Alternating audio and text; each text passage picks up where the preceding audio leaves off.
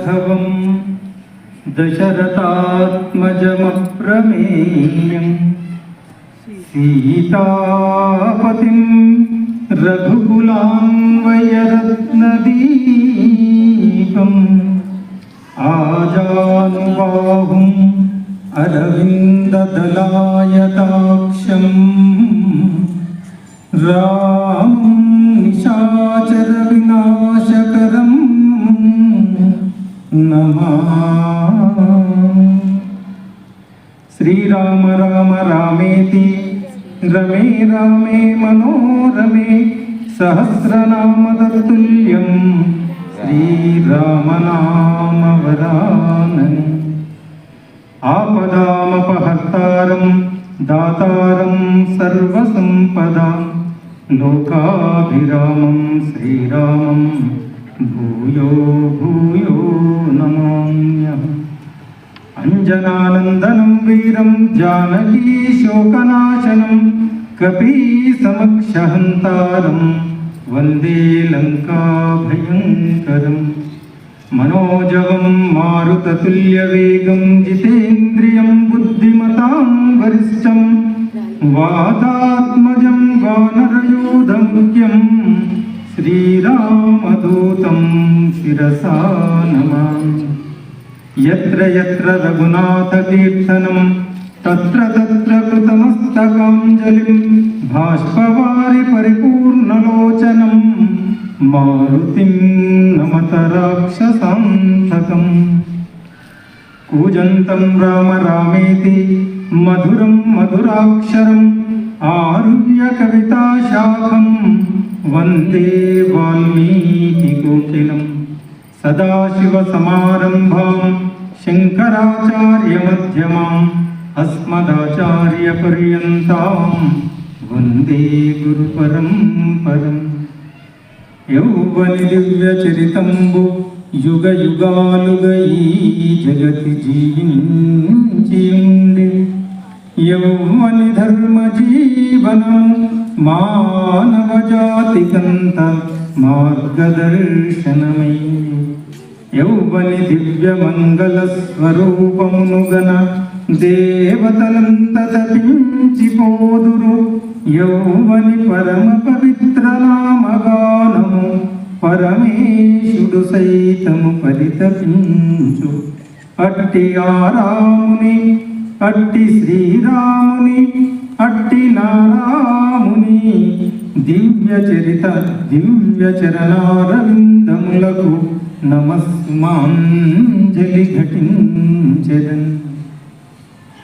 మంగళం కోసలేంద్రాయ మహనీయ గుణాత్మనే చక్రవర్తి తనూజాయ सार्वभौमाय मंगलम। बोलो श्री रामचंद्र महाराज की जय।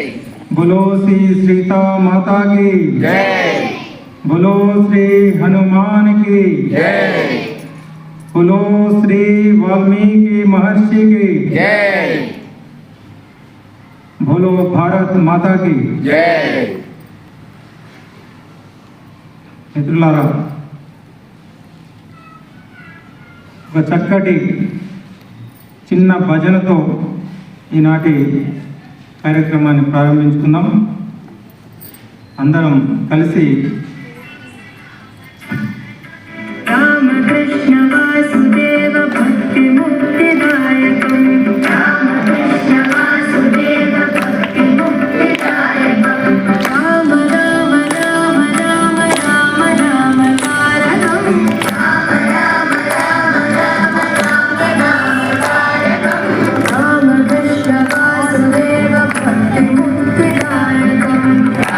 Krishna Vasudeva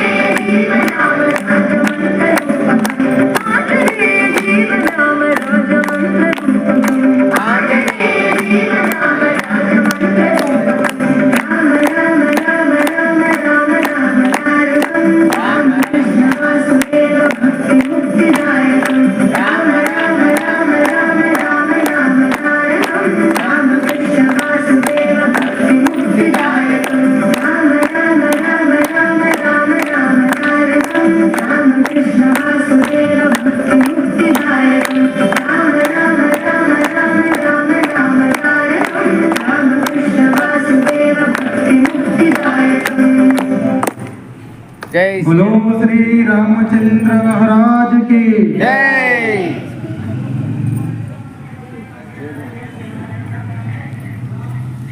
పలికెడిది భాగవతమట పలికించు విభుండు రామభద్రుండట నే పలికిన భవహరమగునట పలికెద వేరుండుగాద పలుకగనేనా.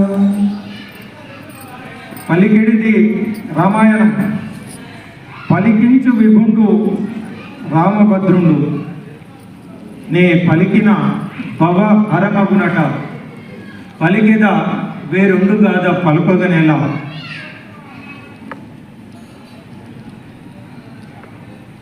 పలికేది రామాయణం, పలికించేవాడు రామచంద్రుడు. నాతో ఎందుకు పలికిస్తున్నాడు అంటే, నేను పలికితే నా పాప హరణం అవుతుందని. అందుకే జన్మ జన్మల పాపాన్ని తొలగించుకోవాలంటే ఇది ఒక అదృష్టం, ఇది ఒక అవకాశం. రామాయణాన్ని విన్నా, రామాయణాన్ని చెప్పిన, రామాయణాన్ని చదివిన, రామనామం పలికిన జన్మ జన్మల పాపం హరించుకుపోతుంది. ఇది మన అదృష్టం, రాముడు మనకు లభించడం. ఆత్మ బంధువులారా, ఆదిశంకరాచార్య 3 దుర్లభాలని చెప్పడం జరిగింది. ఏంటివయ్యా 3 దుర్లభాలు అంటే, 1 మనుష్యత్వం, 2 ముముక్షత్వం, 3 సద్గురుత్వం. 84 కోట్ల జీవరాశుల్లో ఏ ఒక్కదానికో మనిషిగా పుట్టే అదృష్టం ఎంతో పుణ్యం చేస్తుంటే లభిస్తుంది. 1 కోట్ల మనుషుల్లో ఏ ఒక్కరికో ముముక్షత్వం అంటే భగవంతుని గురించి తెలుసుకోవాలనే ఆసక్తి కలుగుతుంది. అలాంటి కోట్లాది ముముక్షులలో తెలుసుకోవాలని కోరిక చాలా మందికి ఉండొచ్చు. అయితే అలాంటి వారికి చెప్పే సద్గురువు లభించడం కూడా దుర్లభం. మన అదృష్టం. భారతదేశంలో మనం జన్మించడం ఏ పూర్వపుణ్యమో ఏ యోగ ఫలమో జనించినాడవి స్వర్గఖండమున, ఏ మంచి పువ్వులను ప్రేమించినావో నిన్ను మోసే నీ తల్లి కనక గర్భమున. ఇది కర్మభూమి, ధర్మభూమి, వేదభూమి, పుణ్యభూమి. ఇక్కడ జన్మించాలంటే ఎన్నో జన్మల పుణ్య ఫలం ఉంటే తప్ప ఈ భారత దేశంలో మనం జన్మించం. అందులో సనాతనమైనటువంటి ఈ హిందూ ధర్మంలో మనం జన్మించం. అది మన అదృష్టం. మన ఈ 3 దుర్లభాలు ప్రపంచంలో దుర్లభాలు అంటే హైలీ పాసిబుల్ థింగ్స్, అంటే ఆల్మోస్ట్ ఇంపాసిబుల్, హైలీ పాసిబుల్. మనకు లభించిన ఈ మిత్రులారా, మానవ జన్మ దుర్లభమైన మానవ జన్మ, దాంతో పాటు భగవంతుని గురించి తెలుసుకోవాలనే ఆసక్తి లేకపోతే ఇక్కడికి వచ్చేవాళ్ళం కాదు. చాలామంది, వేల మంది, లక్షల మంది బయట ఉన్నా అందరికీ ఈ కోరిక కలగదు. అది దుర్లభం. పూర్వజన్మ సుకృతం ఉంటే తప్ప, లేకపోతే ఇంట్లో కూర్చోవాలి, టీవీ చూడాలి, తినాలి, పడుకోవాలి, దానికి ప్రాధాన్యత ఇస్తారు చాలామంది. అయితే ఇక్కడికి వచ్చిన వాళ్ళంతా ఈ 3 మనకు లభించినాయి. అందుకే ఓ రకంగా మనమంతా అదృష్టవంతులం. మనుష్యత్వం, ముముక్షత్వం, సద్గురుత్వం మనకు లభించింది. ఎవరైతే తల్లి, తండ్రి, గురువులను నమ్మి వారు చెప్పినటువంటి మార్గంలో ప్రయాణం చేస్తారో, వారి మార్గదర్శనంలో వారి ఆశీర్వాదాన్ని, వారి అనుగ్రహాన్ని పొందుతారో వారి జన్మ ధన్యమవుతుంది. రామాయణం మనకు ఇదే తెలియజేస్తుంది.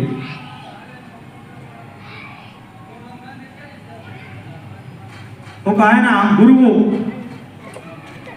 ఒక ఆయనకు చెప్పిండట, బాబు రేపు మధ్యాహ్నం నువ్వు పాయసం తింటావు, నీ నీ జాతకంలో అట్లా అనిపిస్తుంది. ఒక్కోసారి నువ్వు భలే చెప్తావు, నువ్వు చెప్తే పాయసం తింటామా? ఇవన్నీ ఉట్టి మాటలు సార్. ఇది ఎట్లా నేను రేపు మధ్యాహ్నము పాయసము నేను నువ్వు చెప్పింది అబద్ధమని నేను నిరూపిస్తా. ఇలాంటి మూర్ఖులు అంటే గురువు చెప్తే కూడా నమ్మడు, తల చెప్తే నమ్మడు, తనే చెప్తే నమ్మడు, ప్రతిదానికి విరుద్ధం. దాంట్లో ఏం లాభం ఏమి ఉండదు. ఈ మూర్ఖులు అంట ఎట్లా అయినా సరే రేపు మధ్యాహ్నం పాయసం నేను సార్ అని ఏం చేసినాడు, పొద్దునే పోయి అడవికి పోయి చెట్టు ఎక్కి కూర్చున్నాడు. ఎందుకంటే ఏదో మూర్ఖులకు ఇదే పని అన్నాడు. సార్ చెప్పాడు, గురువు చెప్పాడు, దాన్ని అబద్ధమని నిరూపించాలి. చెట్టు పొద్దునే పోయి చెట్టు ఎక్కి కూర్చున్నాడు. ఎట్లా పాయసం ఇంట్లో ఉంటే ఎవడని పట్టకపోవచ్చు, ఊర్లో ఇక అడవిలో పోయి చెట్టు ఎక్కితే ఎవడొస్తాడు? మధ్యాహ్నం అయిన తర్వాత దిగుతా అని పోయాడు. చెట్టు మీద కూర్చున్నాడు. ఇంచుమించు మధ్యాహ్నం టైం కావస్తుంది. అటు నుంచి కొందరు వర్తకులు వాళ్ళు అడవిలో ప్రయాణం చేసుకుంటూ సర్ది కట్టుకున్నారు, అంటే టిఫిన్లు కట్టుకున్నారు. మధ్యాహ్నం టైం అయింది కాబట్టి ఆ చెట్టును చూసి ఇది చెట్టు బాగుంది, చెట్టు కింద కూర్చొని తినాలని ఆలోచించి అవన్నీ వాళ్ళు కట్టుకొచ్చిన టిఫిన్లు అక్కడ పెట్టుకున్నారు. అలా పాయసం కూడా ఉంది. అప్పుడే వెనుక నుంచి అడవిలో బందిపోటు దొంగలు వీళ్ళని చూసి వీళ్ళ వెంట తరుముకుంటూ వచ్చింది. ఆ బందిపోటు దొంగలు వస్తున్నారని చూడగానే వీళ్ళు ఏం చేశారంటే ప్రాణాన్ని కాపాడుకోవడానికి ఆ టిఫిన్లు పాయసం చెట్టు కింద వదిలిపెట్టి పారిపోయారు. వెనుక తరుముకుంటూ దొంగలు వచ్చి అక్కడ చూసింది, వాళ్ళు పారిపోయింది. కింద వాళ్ళకు కూడా ఆకలి అవుతుంది.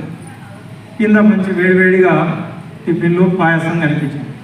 అరే ఈ తర్వాత విషయం ముందైతే ఆకలి అవుతుంది, ఈ పాయసం భోంచేసి పాయసం తింటే బాగుంటుంది, తర్వాత చూద్దాం. అందులో ఒకడు అన్నాడు, అరే ఆగురా, ఇది అనుమానంగా ఉంది, మనల్ని చంపడానికి ఎవరైనా విషం కలిపి ఇక్కడ పెట్టినట్టు అనిపిస్తుంది అని అటు ఇటు చూస్తే పైకి విషయం పైకి చూడగానే చెట్టు మీద ఉన్నాడు. అరే దిగురా అన్నాడు. సార్ అని భయపడుతున్నాడు వాడు. దిగు అంటే భయానికి దిగిడు. ఏమరా నువ్వేనా తెచ్చిపెట్టింది అన్న. సార్ నాకేం తెలియదు సార్ అన్న. మర్యాద చెప్తావా చెప్పవరా, నువ్వే కదా ఇది పెట్టింది. అయ్యా నాకేం తెలియదు, నేను పెట్టలేదు. అవునా, ఈ పాయసం తాగు, ఇందులో విషయం కలిపి పెట్టినట్టు నువ్వు తాగు ఇది.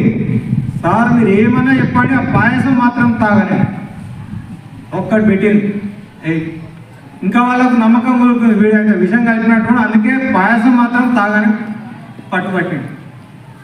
ఒకడు గుంజి కొట్టి తాగుతావా చేస్తావా అని చెప్పి చాకులు దిక్కులేక ఏడ్చుకుంటూ పాయసం తాగి మనకి ఏం కాలేదు. వాళ్ళు సరే మంచిది, ఈ పాయసంలో విషయం లేదని దాన్ని తిని దీన్ని బయటికి దొబ్బేసేది. అంటే గురువు చెప్పిండు నమ్మాలి. కొందరు మూర్ఖులు ఎట్లా ఉంటారంటే ఏది నమ్మరు, అన్నిటికీ వితండవాదం. నమ్మకపోతే ఏమైందంటే ఇట్లా అవుతుంది. భారతదేశంలో తల్లి తండ్రి గురువు వీళ్ళను నమ్ముకొని వీళ్ళ మార్గదర్శనంలో మహాత్ముల ఎవరి చరిత్ర చూసినా మనకు ఇదే. రామాయణం కూడా మనకు దాన్నే తెలియజేస్తుంది. ఆత్మీయుల మాతృదేవోభవ, పితృదేవోభవ, ఆచార్య దేవోభవ, అతిథి దేవోభవ. ప్రపంచంలో ఎక్కడ ఈ మాటలు వేపియవు. అమ్మను నమ్ముకొంటిని అహమ్ము ఇహమ్మును మాని పూనికన్ అమ్మలగన్న అమ్మ ముగురమ్మల మూల పుటమ్మను సుగీతమ్ముల సత్కవిత్వమ్ముల సుసంస్కృతి ధారలు ధారత ఉగ్గుపాలుగా గై కొమ్మని చేసిన రసపూర్ణ వికీర్ణ సువర్ణన కర్తయౌ మా అమ్మను నమ్ముకొంటి సమ్మిళితాద్రభావ మనసా వచసా శిరసా పదే పదే రమ్మని చేరదీసి శిరమ్ము ఉరమ్మున చేర్చిన ఎట్టి మా అమ్మను నమ్ముకుంటూ మహనీయ భారములనేనిక మోయగలే నటంచు కంఠమున కచ్చపి నిలిపి నా మృదు భాషల పల్లవించు వ్యాజమున సుస్వరావలిని సిక్తము చేసిన ఎట్టి మా అమ్మను నమ్ముకుంటి అమ్మను అమ్మనంచు హృదయమున నమ్మిన సత్యదీక్షతో సొమ్ములు గిమ్ములుంగొని సొక్కి శరీరము వాయకుండ ఏ సమ్మెట పోటులంబడక సద్గతి శ్రీహరి భక్తి తత్వరాజ్యమున రాజరాజుగా తుషార పటీర కీర్తి తుషార పటీరమరాల కీర్తియౌ కొమ్ములు కొమ్ము గిత్తలను కోలను కాడిన గట్టి పొలాల సౌరులో దుమ్ములు ధూళియు పూసుకొని దుక్కిట దున్నుట చేజిలించు చెమ్మెట ధారలే కవన చిత్రల మందు సారధారలంచు ఆముని ముఖ్య సన్నిభుడు అహంకృతి దూరుడు ఆర్ద్రచిత్తుడౌ బమ్మెర పోతరాజ కవి భాగవతమ్ము జగద్విధార్థమై కమ్మిన కారు చీకటుల కాలమునందున చిమ్మినలేత వెన్నెలల సీతమయూగుని రేఖవూలే ఏ అమ్మను నమ్ముకొని చేసే అనయమ్ము నయమ్ము ప్రియమ్ము మీర ఆ అమ్మను నమ్ముకుందాం.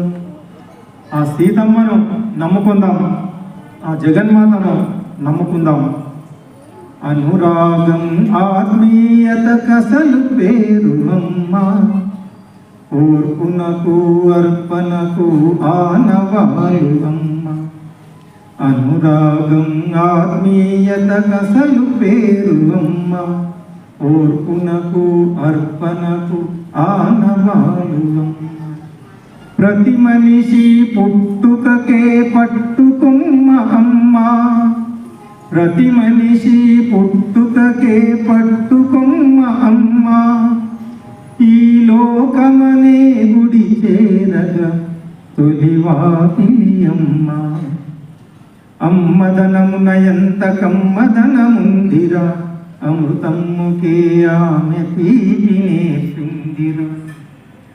ఆమె ఎదపై పడవలే ఎక్కి తొక్కిన, కరకు చేపలు డొక్కలు దూరి నిక్కిన, వంతెనలతో గొంతునులిని బాధించిన, ఆనకట్టల ఊపిరాడకే వేసిన.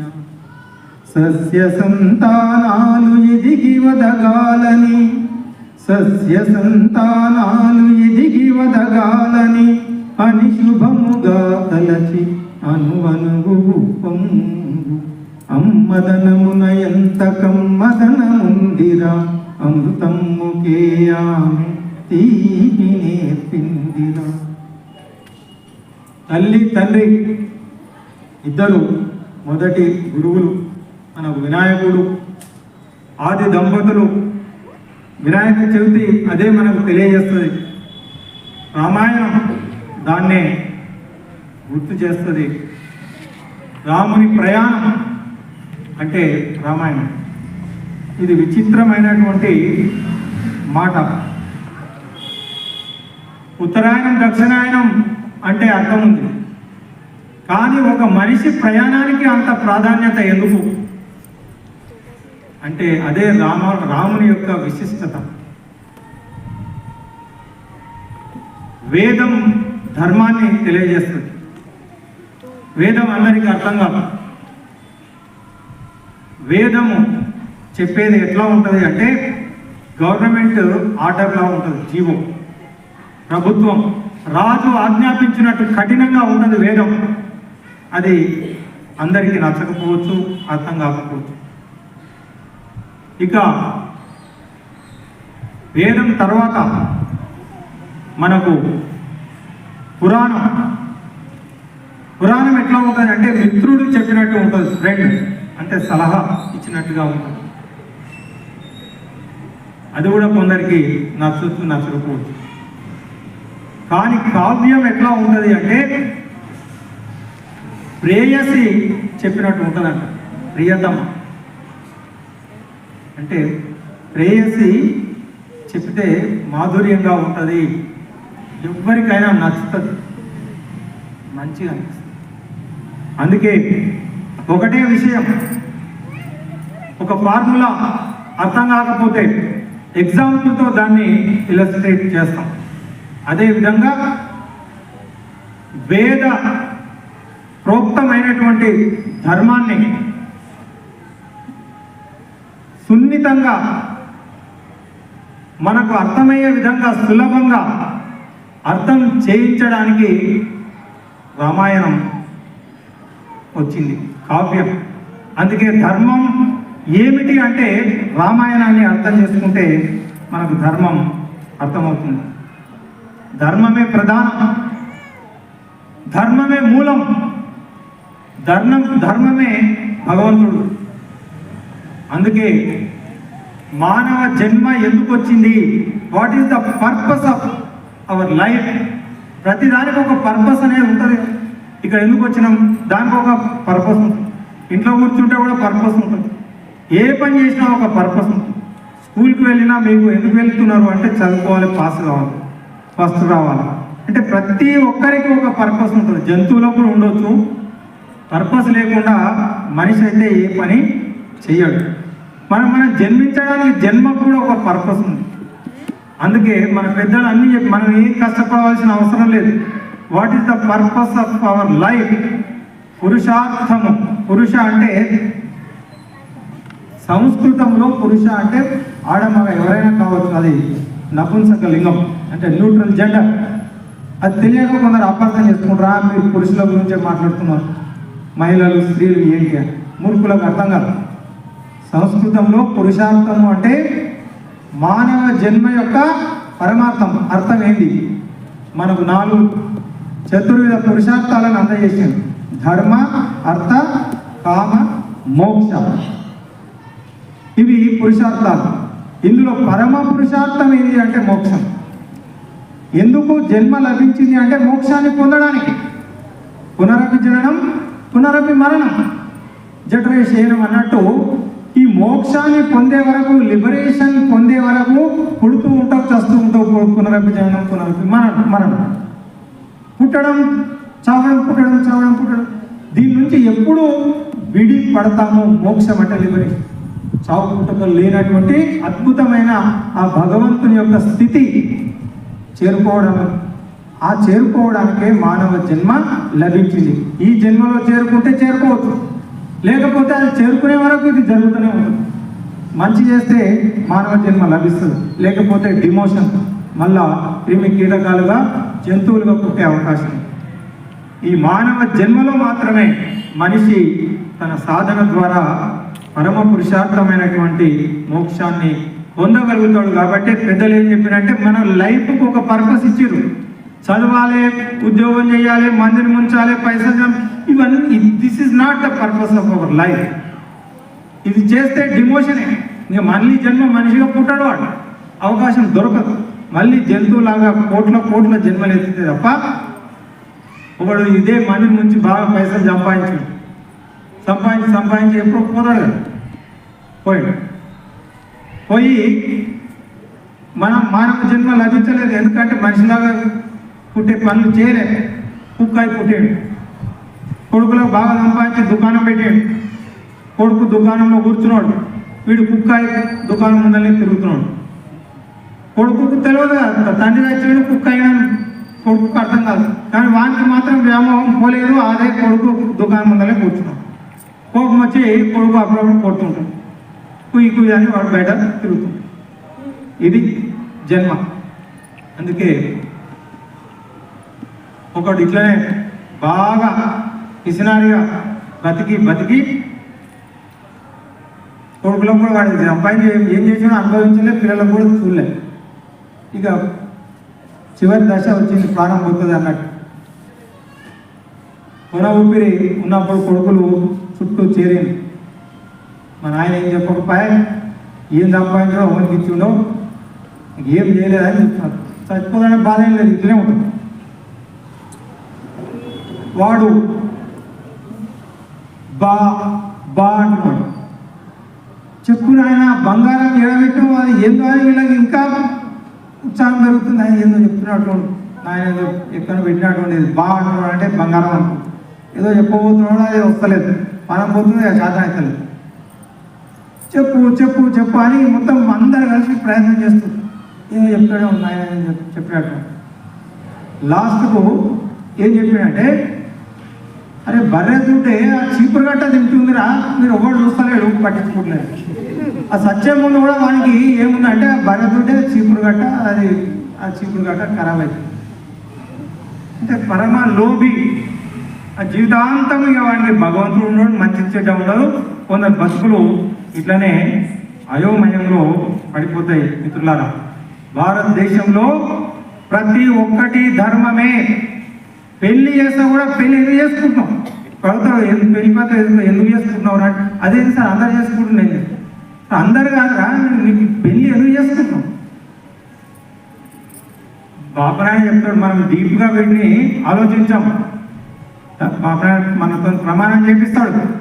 ధర్మేచ అర్థేచ కామేచ మోక్షేచ నాతి చరితవ్యం నాతి చరామి అనిపిస్తుంది. అంటే ఎందుకైనా నువ్వు పెళ్లి చేసుకుంటున్నావు అంటే మనం ఉంచడానికి, పిల్లలు కానీ సంపాదించడానికి కాదు, ధర్మాన్ని ఆచరించడానికి. నీకు సహధర్మచారిణి అని పేరు. భార్య భర్తలు ఇద్దరు కలిసి ధర్మాచరణ చేస్తే, ధర్మాన్ని ఆధారం చేసుకొని జీవిస్తే ఆ పరమ పురుషార్థాన్ని పొందడానికి ధర్మం ఆధారం కావాలి. అందుకే ధర్మాన్ని ముందు పెట్టారు. ప్రతిదీ ధర్మబద్ధంగా చేయాలి. కామం ఉండొచ్చు, కోరికలు ఉండొచ్చు, ధర్మబద్ధంగా ఉండాలి. అర్థం, డబ్బు సంపాదించవచ్చు, తప్పేం లేదు. కానీ ధర్మాన్ని ఆధారం చేసుకొని కామము తర్వాత అర్థము మనం పొందితే నీవు ఆ పరమ పురుషార్థమైన మోక్షాన్ని పొందడానికి అర్హుడు. ఇంకా విచిత్రం ఏంటంటే మిత్రులారా, భారతదేశంలో ఒక ఆయన పాట రాశాడు, చావు కూడా పెళ్లి లాంటిదే బ్రదర్ అని. ఆ మహానుభావుడు ఎలా రాసిందో తెలియదు కానీ అవును, నిజమే. భారతదేశంలో చావైనా పెళ్ళైనా పుట్టుకైనా ధర్మమే. అంతేకాదు మిత్రులారా, యుద్ధం కూడా ధర్మమే భారతదేశంలో. ప్రపంచంలో కని విని ఎక్కడ మనం ఎరగం ఇట్లాంటి యుద్ధం. అంటే మోసం చేసైనా ఎప్పుడైనా రాత్రి పోయినా పడుకుంటా అని చంపి రక్తపాతాన్ని సృష్టించి విజయాన్ని పొందడమే ప్రధానంగా భావించే దేశాలు ప్రపంచంలో. కానీ భారతదేశంలో మీరు మహాభారతం భగవద్గీతలో మొదటి శ్లోకంలో ఉంది, ధర్మక్షేత్రే కురుక్షేత్రే. ధర్మక్షేత్రం ఇది. యుద్ధానికి కూడా రూల్స్ రెగ్యులేషన్స్ పెట్టినటువంటి దేశం ప్రపంచంలో ఎక్కడా కనిపించదు మిత్రులారా. అంటే భారతదేశంలో జీవన విధానం అంటేనే ధర్మము ధర్మము ధర్మం. ఆ ధర్మాన్ని అర్థం చేసుకోవడానికి యుద్ధంలో నియమాలు ఉన్నాయి. ప్రపంచంలో ఎక్కడ సూర్యోదయం అయితే మంచిగా తిని అందరూ ఒక దగ్గరకు వచ్చిన తర్వాత యుద్ధం చేయాలి. నేల మీద యుద్ధం చేసేవాడు నేల మీద యుద్ధం చేయాలి. కత్తి పట్టినోడు కత్తి పట్టినతో యుద్ధం చేయాలి. గుర్రం ఎక్కినోడు గుర్రం ఎక్కినతో యుద్ధం చేయాలి. ఏనుగు మీద ఉన్నోడు ఏనుగు మీద ఉన్నతో, రథం మీద ఉన్నోడు రథం మీద ఉన్న పనితోటి, సూర్యాస్తయం అయితే బెల్లు కొడితే యుద్ధాన్ని బంద్ చేయాలి. కత్తి ఇట్లా పొడిచే పరిస్థితిలో కూడా బెల్లు కొట్టినంటే బంద్ చేయాలి. ఇలాంటి ఇది ధర్మభూమి. ఎందుకంటే ఇక్కడ జీవనం మన కణంలో మన ప్రతి ఆచరణలో ధర్మమే ప్రధానంగా భారతదేశంలో ఉన్నది మిత్రులారా. ఓంకారమే ప్రణవ ప్రకృతి పరమాత్మేయ ఫలరసాకృతి. ఓంకారమే ప్రణవ ప్రకృతి పరమాత్మేయ ఫలరసాకృతి. ధర్మం అర్థం కామం మోక్షం, ధర్మం అర్థం కామం మోక్షం ప్రతిధ్వనించే పంచమ వేదం. ఇది ఏ భారత భారతి, ఇది ఏ భారత భారతి. సత్యం జ్ఞానం త్యాగం శీలం, సత్యం జ్ఞానం త్యాగం శీలం పూలుగా విరిసిన పుణ్య సంస్కృతి, పూలుగా విరిసిన పుణ్య సంస్కృతి.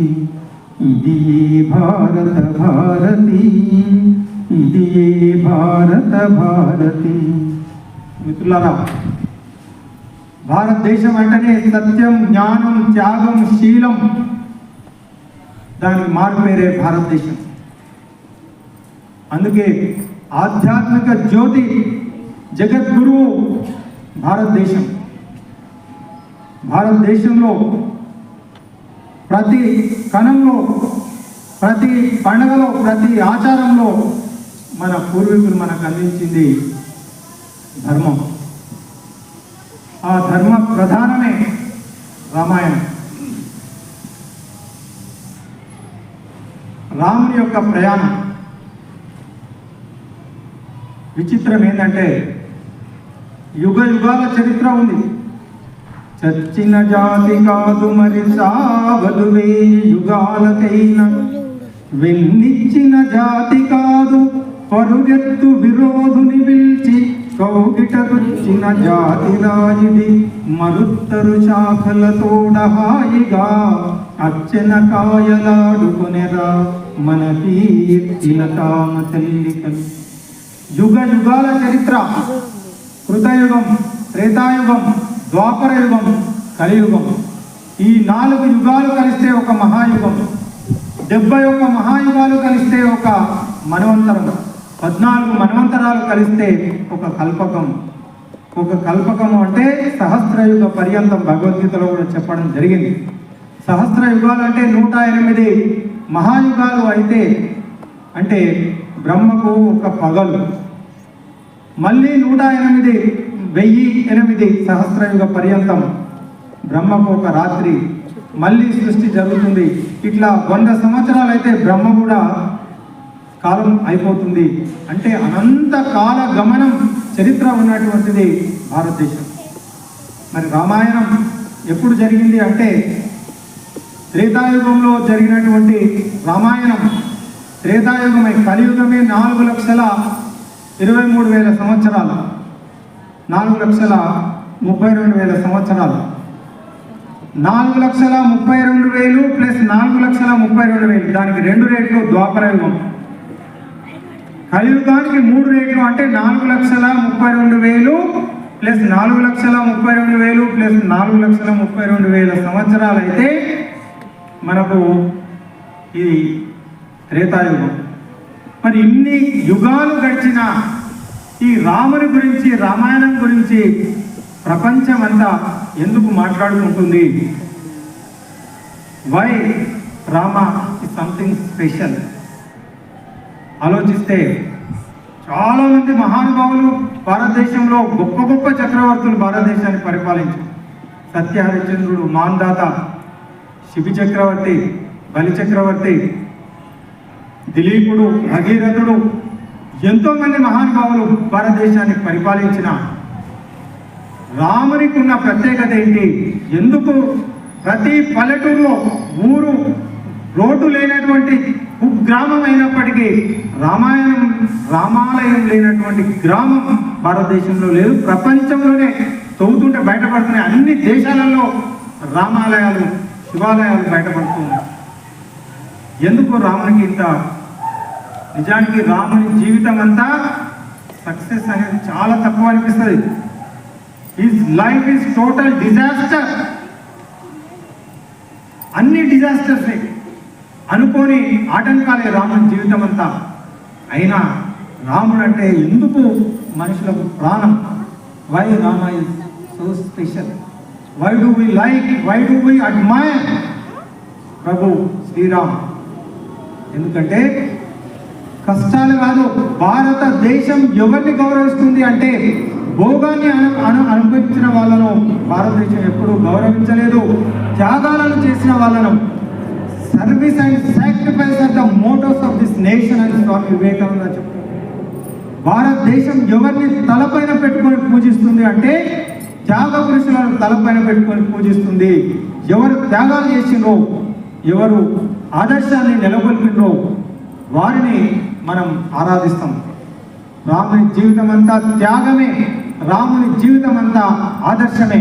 కష్టాలు, నష్టాలు, ఆటంకాలు, అవరోధాలు ఎన్ని వచ్చినప్పటికీ చెదరకుండా మొక్క ఉన్నటువంటి మనోధైర్యం, చెక్కు చెదరని ఆత్మవిశ్వాసంతో ముందుకు వెళ్ళినటువంటి వ్యక్తి ప్రపంచంలో ఎక్కడ కనిపించడు.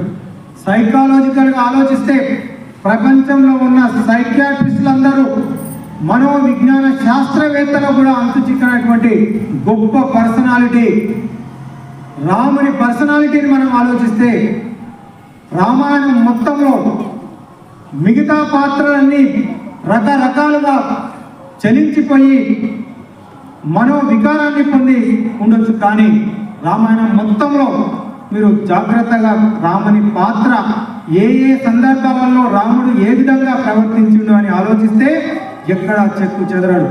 భగవద్గీతలో స్థితప్రజ్ఞుడు అని చెప్పి శ్రీకృష్ణ పరమాత్మ చెప్పినట్టు శీతోష్ణ సమ దుఃఖేషు సమవేత యుంచవ అని చెప్పి కష్టాలలో కృంగిపోయినటువంటి వాడు, సంతోషంలో పొంగిపోయినటువంటి వాడు స్థితప్రజ్ఞుడు అని గీతాచార్యుడు చెప్పినట్టు శ్రీరామచంద్రుడు స్థితప్రజ్ఞుడు. రేపు నువ్వు యువరాజ పట్టాభిషేకం జరుగుతుంది అని తండ్రి పిలిచి, రామయ్య రేపు నీకు పట్టాభిషేకం అయ్యా అని చెప్పి దశరథుడు చెప్తే ఎగిరి గంతయ్యలేదు. ఏమి ముఖంలో ఎలాంటి మార్పు ఉండదు. సరే నాన్నగారు ఏం చేయాలి, ఉపవాస దీక్షలో ఉండండి దంపతులు, మంచిదని వెళ్ళిపోయింది. స్నానం చేసిండు, ఉదయమే పోయి నమస్కారం చేయాలని పోతే సీన్ రివర్స్ అయిపోయింది. పట్టాభిషేకం క్యాన్సల్. అయ్యో అని చెప్పి ఏడ్చుకుంటూ కూర్చోలేదు, నవ్వుకుంటూ ఉన్నాడు. మంచిది, ఏం చేయాలి, మీ నాన్నగారు మాట ఇచ్చిండ్రు. 14 సంవత్సరాలు ఘోరమైనటువంటి అరణ్యవాసం, చెప్పులు లేకుండా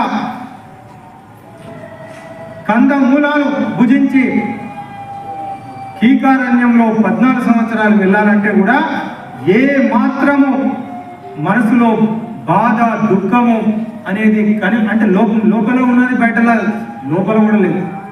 ఎవరు ఉండగలుగుతారు అలాంటి పరిస్థితులలో? ఎవరైనా ఉండగలిగితే వాళ్ళు కేవలం రామచంద్రుడు మాత్రమే.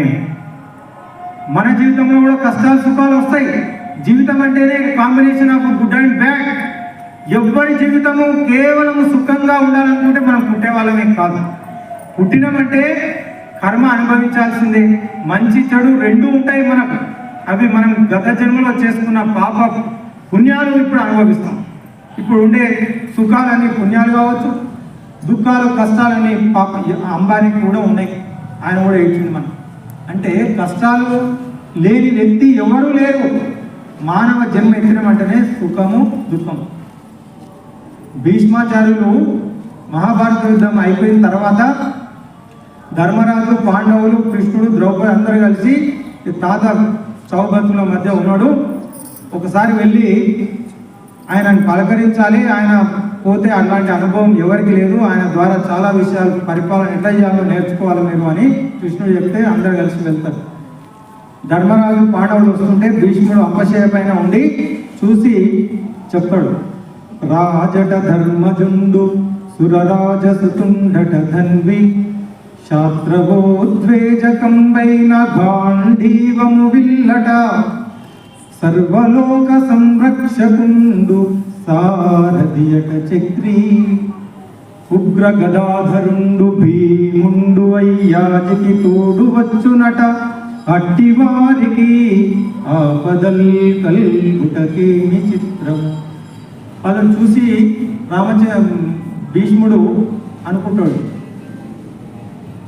సామ్రాట్టు సకల లోకాలకు చక్రవర్తి ధర్మరాజు, ఆయన తమ్ముడు సాక్షాత్తు పాశుపదాస్త్రాన్ని పరమేశ్వరునితో యుద్ధం చేసి పాశుపదాస్త్రాన్ని సంపాదించిన మహావీరుడు అర్జునుడు. పరమేశ్వరుణ్ణి మెప్పించాడు. అర్జునుడి బాణం గాంధీవం దాని ధనుష్ శంకారానికి శత్రువుల గుండెలు పగిలిపోతాయి. మామూలు వ్యక్తి కాడు అర్జునుడు. ఇక వారికి క్లోజ్ ఫ్రెండ్ ఎవరు అంటే లోకాలను కంటి చూపుతో లోకాలను శాసించగల పరమాత్ముడు శ్రీకృష్ణుడు వాళ్ళ క్లోజ్ ఫ్రెండ్ అండ్ రిలేటివ్. ఇక బాడీగార్డ్ భీముడు, 1000 ఏనుగుల బలం ఉన్నటువంటి వాయుపుత్రుడు భీముడు బాడీగార్డ్.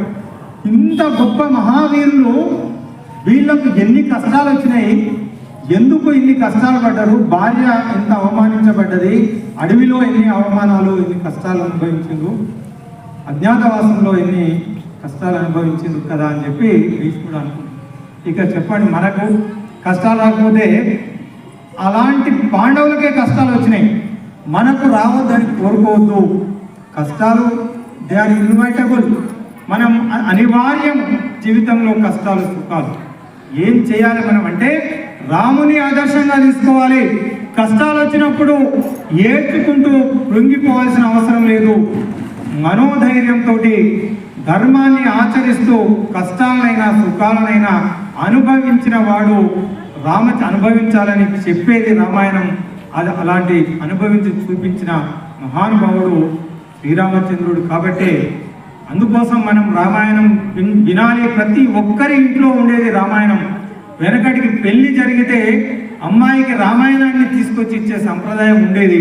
ఎందుకంటే ఇది దగ్గర ఉంటే మన జీవితం కాపాడబడుతుంది. రామాయణం దగ్గర ఉంటే ఆ ఇంట్లో కలహాలు జరగవు. రామాయణం దగ్గర ఉంటే కలిసి బతుకుతాము. రామాయణం మన జీవితం. భారతదేశంలో మానవ జాతి ఎలా బతకాలో మనకు రామాయణం నేర్పింది. అంతేకాదు అనేక కోణాలలో రామాయణాన్ని మనం అర్థం చేసుకోవచ్చు. రామాయణం వచ్చిందే మానవ జీవితం, మనిషి ఎలా బ్రతకాలో నేర్పడానికే రామాయణం వచ్చింది మిత్రులారా. మనిషి ఎలా బ్రతకకూడదో చెప్పడానికే రామాయణం వచ్చింది. అందుకే మనుషులమైన మనం మొట్టమొదలు నేర్చుకోవాల్సింది రామాయణం. ఎలా జీవించాలి, ఎలా జీవించకూడదు, ఎలా జీవించాలో రాముని ఆదర్శంగా తీసుకోవాలి, ఎలా జీవించకూడదో రావణాసురుణ్ణి మనం చూసి నేర్చుకోవాలి, ఎలా బ్రతకకూడదు, ధర్మం ఏంది అధర్మం ఏంది. ధర్మం అంటే రాముని యొక్క కదలిక. రాముడు కూర్చుంటే ధర్మం, ఎట్లా కూర్చోవాలో రాముని చూసి నేర్చుకో. రాముడు నిలబడితే ధర్మం. చటా గోషుండదు, వాడు గల్ల ఎగిరేసి వాడు చూడంగానే వీడు పాన్పరా గుర్గాగా అని చెప్పి కనిపించేటట్టు భూత పేద పిశాచాల్లాగా నెత్తులు పెంచుకొని చూస్తేనే అర్థమవుతుంది రామాయణ కాలంలో నుంచి ఇంకా బతుకుతూ ఉన్నారు వీళ్ళని. రామాయణం చూసి నేర్చుకోవాలి. రాముడు నిలబడ్డ, రాముడు కూర్చున్న, రాముడు మాట్లాడిన ప్రతి కదలిక, రాముడు శ్వాస పీల్చుకున్న, ఇది ఆదర్శం. ఇట్లా కూర్చోవాలి, ఇట్లా నిలబడాలి, ఇట్లా మాట్లాడాలి, ఇట్లా ప్రవర్తించాలి. తల్లి, తండ్రి, గురువు, మిత్రులతో, భార్యతో ప్రతి ఒక్కటి జీవితకాలం సరిపోదు. రామాయణం నుండి మనం నేర్చుకోవాల్సిన విషయాలు ఎంత నేర్చుకుంటే అంత. అనేక కోణాలలో మనకు రామాయణం ఆదర్శంగా ఉంది. అందుకే మానవ జీవితం ఎలా ఉండాలో నేర్పడానికే రామాయణం వచ్చింది. మిగతా అవతారాలకు పర్పస్ వేరు. కృష్ణావతారము మానవునికి ఆదర్శమని ఎవరు చెప్పరు. కృష్ణులాగా మనం చేయం. ఎందుకంటే మహానుభావుడు డిక్లేర్ చేసి పుట్టాడు. ముందే కంసునికి ఆకాశవాణితో అనౌన్స్మెంట్ చేయించుండు. మూర్ఖుడా, రే నీ చెల్లెలు అష్టమ గర్భంలో నిన్ను చంపే భగవంతుడిని పుడుతూ ఉన్నా అని చెప్పి అనౌన్స్మెంట్ చేసి పుట్టిండు. పుట్టుకతోనే అద్భుతాలు చేసిండు భగవంతుణ్ణి అని చాటి చెప్పుకున్నాడు. అద్భుతాలను చేసుకుంటూ పుట్టుక నుంచి చేసుకుంటూ వెళ్ళి. కానీ రామావతారం అట్లా కాదు. భగవంతుడే అవతరించినప్పటికీ మనుషులు చేయగలిగినటువంటి పని మనిషిలాగా జీవించాలి, మనిషికి ఆదర్శంగా ఉండాలని చెప్పి మనిషి ఎలా బ్రతకాలనో నేర్పడానికి వచ్చిందే రామావతారం. కాబట్టి రాముడు మనకు ఆదర్శం. కృష్ణుడు భగవంతుడు. కృష్ణుడు చేసినట్టు మనం చేయలేము, కానీ రాముడు చేసినట్టు ప్రతి మనిషి చేయగలుగుతాడు. రాముడిలాగా జీవించగలుగుతాడు, జీవితాన్ని చరితార్థం చేసుకోగలుగుతాడు. అందుకే రామాయణం మనకు ఆదర్శమైంది. ఈ దేశంలో ప్రపంచంలో ప్రతి ఒక్కరూ రాముడు లాంటి కొడుకు కావాలని చెప్పి కోరుకుంటారు. ప్రతి స్త్రీ రాముడు లాంటి భర్త కావాలని కోరుకుంటుంది. ప్రతి వ్యక్తి రాముడు లాంటి మిత్రుడు కావాలని కోరుకుంటాడు. ప్రతి ఒక్కరూ రాముడు లాంటి సోదరులు నాకు ఉండాలని కోరుకుంటారు. ప్రతి దేశం రాముడు లాంటి రాజు ఉండాలని చెప్పి కోరుకుంటారు. ఎందుకంటే అలాంటి రాజు మరొకరు ఉండరు. ఆయన ఏం చేసినా దట్ ఈస్ అల్టిమేట్. రాముడు చేసింది అల్టిమేట్. ఒక రాజు ఎలా ఉండాలో సమాజానికి ప్రపంచానికి చేసి చూపించాడు. రాజుకు సమస్త కుటుంబం అన్నది రాజుకు ఉండదు. వ్యక్తిగత జీవితం అన్నది రాజుకు వ్యక్తిగత జీవితం కంటే సామాజిక జీవితం, సమాజము ప్రజలే తన కుటుంబం అని ప్రజల మనోభీష్టాన్ని గౌరవించడం దట్ ఈస్ 100% డెమోక్రసీ. ఈరోజు 51% ఓట్లు వచ్చినవాడు రాజు అవుతున్నాడు. కానీ రామాయణంలో మనకు చెప్పినటువంటి ప్రజాస్వామ్యం, ప్రజల మనోభీష్టాన్ని గౌరవించడం, ఒక్క వ్యక్తి వ్యతిరేకించిన దాన్ని పట్టించుకొని దాన్ని ఆయనకు ఉపశమనం కలిగించే విధంగా రామాయణంలో ప్రజాస్వామ్యం మనకు కనిపిస్తుంది. రామాయణంలో వ్యక్తి ధర్మం, కుటుంబ ధర్మం, సమాజ ధర్మం త్రివేణి సంగమం రామాయణం. వ్యక్తి ఎలా జీవించాలో వ్యక్తి ధర్మాన్ని తెలియజేస్తూ, కుటుంబ మానవ సంబంధాలు ఎలా ఉండాలో కుటుంబ ధర్మాన్ని తెలియజేస్తూ, రాజధర్మం సమాజ ధర్మం ఎలా ఉండాలో ఒక్కొక్క ధర్మం, వ్యక్తి ధర్మం కంటే కుటుంబ ధర్మం గొప్పది. వ్యక్తిగా కొన్ని కుటుంబం కోసం వ్యక్తి త్యాగం చేయవలసి వస్తే చేయాలి. తల్లి త్యాగం చేస్తుంది, తండ్రి త్యాగం చేస్తాడు. తనకు గుండె జబ్బు ఉన్నా డబ్బులు ఖర్చు అయితే పిల్లలు ఎట్లా బతుకుతారని చెప్పి తల్లి తండ్రి హాస్పిటల్కు వెళ్లకుండా పిల్లల కోసం త్యాగం చేసిన తల్లిదండ్రులు భారతదేశంలో కోకొల్లలు. ఎందుకంటే వ్యక్తి ధర్మం కంటే కుటుంబ ధర్మం గొప్పది. నా కుటుంబాన్ని కాపాడుకోవాలని. అలాగే కుటుంబ ధర్మం కంటే సమాజ ధర్మం, రాజధర్మం గొప్పది. కాబట్టి మహానుభావుడు ఎవ్వరు చేయలేనటువంటి త్యాగాన్ని, ప్రాణానికి ప్రాణం, పంచ ప్రాణమైనటువంటి సీతమ్మను వదిలిపెట్టడానికి కూడా రాజధర్మం. అందుకే కొందరు తెలిసి తెలవక మాట్లాడతారు, సీతమ్మను ఎందుకు అడవిలోకి పంపించిండు అంటే, వ్యక్తిగా సీతమ్మ అంటే పంచ ప్రాణం. కానీ ప్రజలు విచక్షణ జ్ఞానాన్ని కోల్పోయి అపనిందలు వేసే పరిస్థితి వచ్చింది. కాబట్టి నోరు ఉంది కదా అని చెప్పి ఇష్టం వచ్చినట్టు మాట్లాడుకునే పరిస్థితి ఆ రోజు ప్రజలు తీసుకురావడం వల్ల ప్రజల మనోభావాలను గౌరవించాలి. కాబట్టి ప్రభువు ఇష్టం లేకపోయినా తప్పని అనివార్య పరిస్థితులలో జరిగింది. అందుకే వ్యక్తి ధర్మం కంటే రాజధర్మం గొప్పది కాబట్టి చేయాల్సి వచ్చింది. అట్లా ప్రతి విషయాన్ని మనం క్వశ్చన్ చేయాల్సిన అవసరం లేదు మిత్రులారా. రాముణ్ణి క్వశ్చన్ చేయాల్సిన స్థాయి మనది కాదు. వాల్మీకిని క్వశ్చన్ చేసే స్థాయి మనకు లేదు. వాల్మీకి, వ్యాసుడు, శంకరాచార్యులు, మునులు, ఋషులు రామాయణాన్ని ఆదర్శంగా తీసుకుని మనం కనీసం విని నేర్చుకొని ఆచరించడం అది చేస్తే చాలు. మిడిమిడి ఆఫ్ నాలెడ్జ్ తోటి ప్రతి విషయంలో అది అట్లెందుకు అయింది, ఇది ఇట్లెందుకు అయింది, అది మన పని కాదు. ఆ ధర్మాన్ని ఆచరించే అంత స్థాయిలో మనం లేం కాబట్టి నీకు అర్థం కాకపోవచ్చు. రామాయణాన్ని ఉన్నది ఉన్నట్టు మనం ఆచరించడానికి మన పెద్దలు, మన మునులు, ఋషులు, గురువుల మార్గదర్శనం మనం ఆచరించడం తప్ప వాళ్ళని క్వశ్చన్ చేయడం అన్నది శిష్యులు చేయకూడదు. గురువులను ప్రశ్నించకూడదు. గురువుల ఆదేశాన్ని ఆచరించడమే రామాయణంలో రాముడు మనకు నేర్పించింది. ఆర్ష ధర్మం. భారతదేశం మనకు మహారాజులు సైతం గురువుల ఆజ్ఞను, గురువుల ఆదేశాలను ఆచరించి ఆదర్శవంతమైన పరిపాలన అందించింది. కాబట్టి గురువులు, తల్లిదండ్రులు, గురువులు ఈ దేశంలో తల మీద పెట్టుకొని జీవించింది భారతదేశం, జీవిస్తూ ఉంది. గురు బ్రహ్మ, గురు విష్ణు, గురు దేవో మహేశ్వర, గురు సాక్షాత్ పరబ్రహ్మ.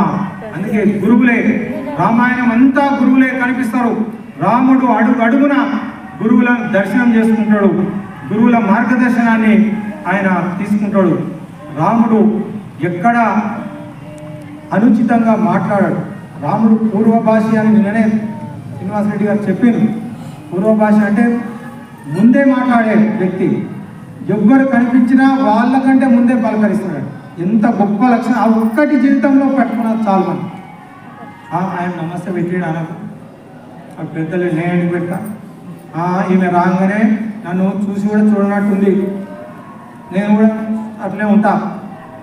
ఈ దిక్కుమాల ఇవి ఫాల్స్ ప్రెస్టేజ్లు ఎందుకు?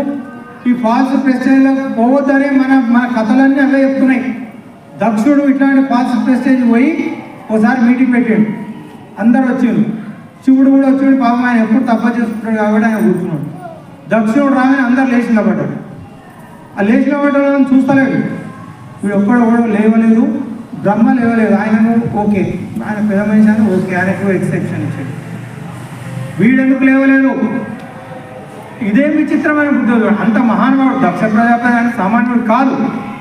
కానీ ఈ ఈగో అంటే ముందు అహంకారము ఇంత పని చేస్తుంది. ఈ అహంకారం ఎత్తికెక్కితే మనిషి పతనమైపోతాడు. ఎందుకు లేవలేదు? ఇదే ఏం అవసరం? వాళ్ళు లేచిరో లేవలేదో నీ పని ఏందో నువ్వు చేసుకుని పోవచ్చు కదా. లేదు లేదు, మీటింగ్ బంద్ చేశాడు. శివుడిని తిట్టాడు. వీడిని ఎవడు పిలిచాడు? ఎందుకు వచ్చిండు? దుర్మార్గుడు, కల్చర్లెస్ పిలో, నువ్వు అసలు శౌచం లేదు, శుభ్రత లేదు, భూత పేద పిశాచం తిట్లని తిట్టి ఆయన వింటనే లేడు. తపాసులు కూడా వెళ్ళిపోయి చూసాడు. ఇంట్లోకి వెళ్ళి ఫోన్ వస్తుందేమో, బిడ్డ ఏమేమి నాయన ఎందుకు తిట్టావు, మా ఆయన చాలా తిట్టామంటే అందరి ముందర ఆమె ఆయన చెప్పనే లేదు. తిట్టే విషయం కూడా ఆయనకు తెలియదు. ఈ 3-4 రోజులే వారమైంది, ఫోన్ వస్తలేదు. ఇంకా సరిపోనట్టుంది వీనికి అవమానం అని చెప్పి ఇంకా తిక్క పని నిరీశ్వర యాగం అని. అప్పటి వరకు ఎవ్వడు చేయని యాగం అంటేనే ఈశ్వరుడు ఫలాన్ని స్వీకరించాలి. ఈశ్వరుడు లేని యాగం అని చేసి ఆ దక్షయజ్ఞం అంతా ధ్వంసమైపోయి చివరికి నానా విభజన జరిగిపోయింది. అందుకనే ఫాల్స్ ప్రెస్టేజ్ని వదులుకోవాలి. రామాయణంలో రాముడే పలకరిస్తాడు. సో మనం అదొకటి నేర్చుకుందాం. ఎవ్వరు అనిపించిన ప్రెస్టేజ్ ఏం లేదు కదా. నమస్కారం అంటే మనం తక్కువ కాదు కదా, అది మన సంస్కారాన్ని తెలియజేస్తుంది. అందుకే ఎవ్వరు అనిపించినా ఇప్పటి నుంచి మనమే పలకరియాలి. వాళ్ళకు అవకాశమే ఇవ్వద్దు.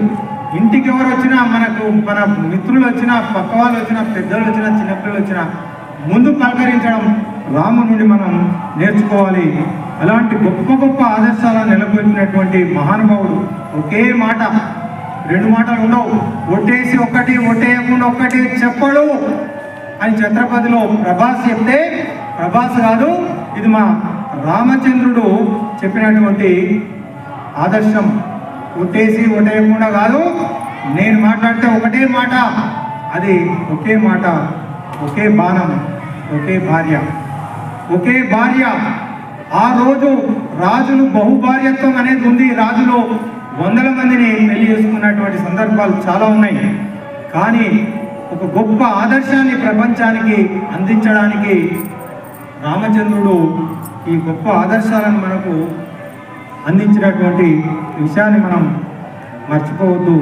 అందుకే ఇది త్యాగభూమి కాబట్టి అలాంటి రామచంద్రుని మనం శిరస్సు పైన ధరించి యుగాలు గడిచినప్పటికీ రామాయణాన్ని సజీవంగా మనం కొనసాగిస్తూ రాముణ్ణి గుండెల నిండా దాచుకొని ప్రతి ఊరిలో, ప్రతి ఎదలో, ప్రతి మదిలో రాముణ్ణి మనం ఆరాధ్య దైవంగా పూజిస్తూ ఉన్నాం.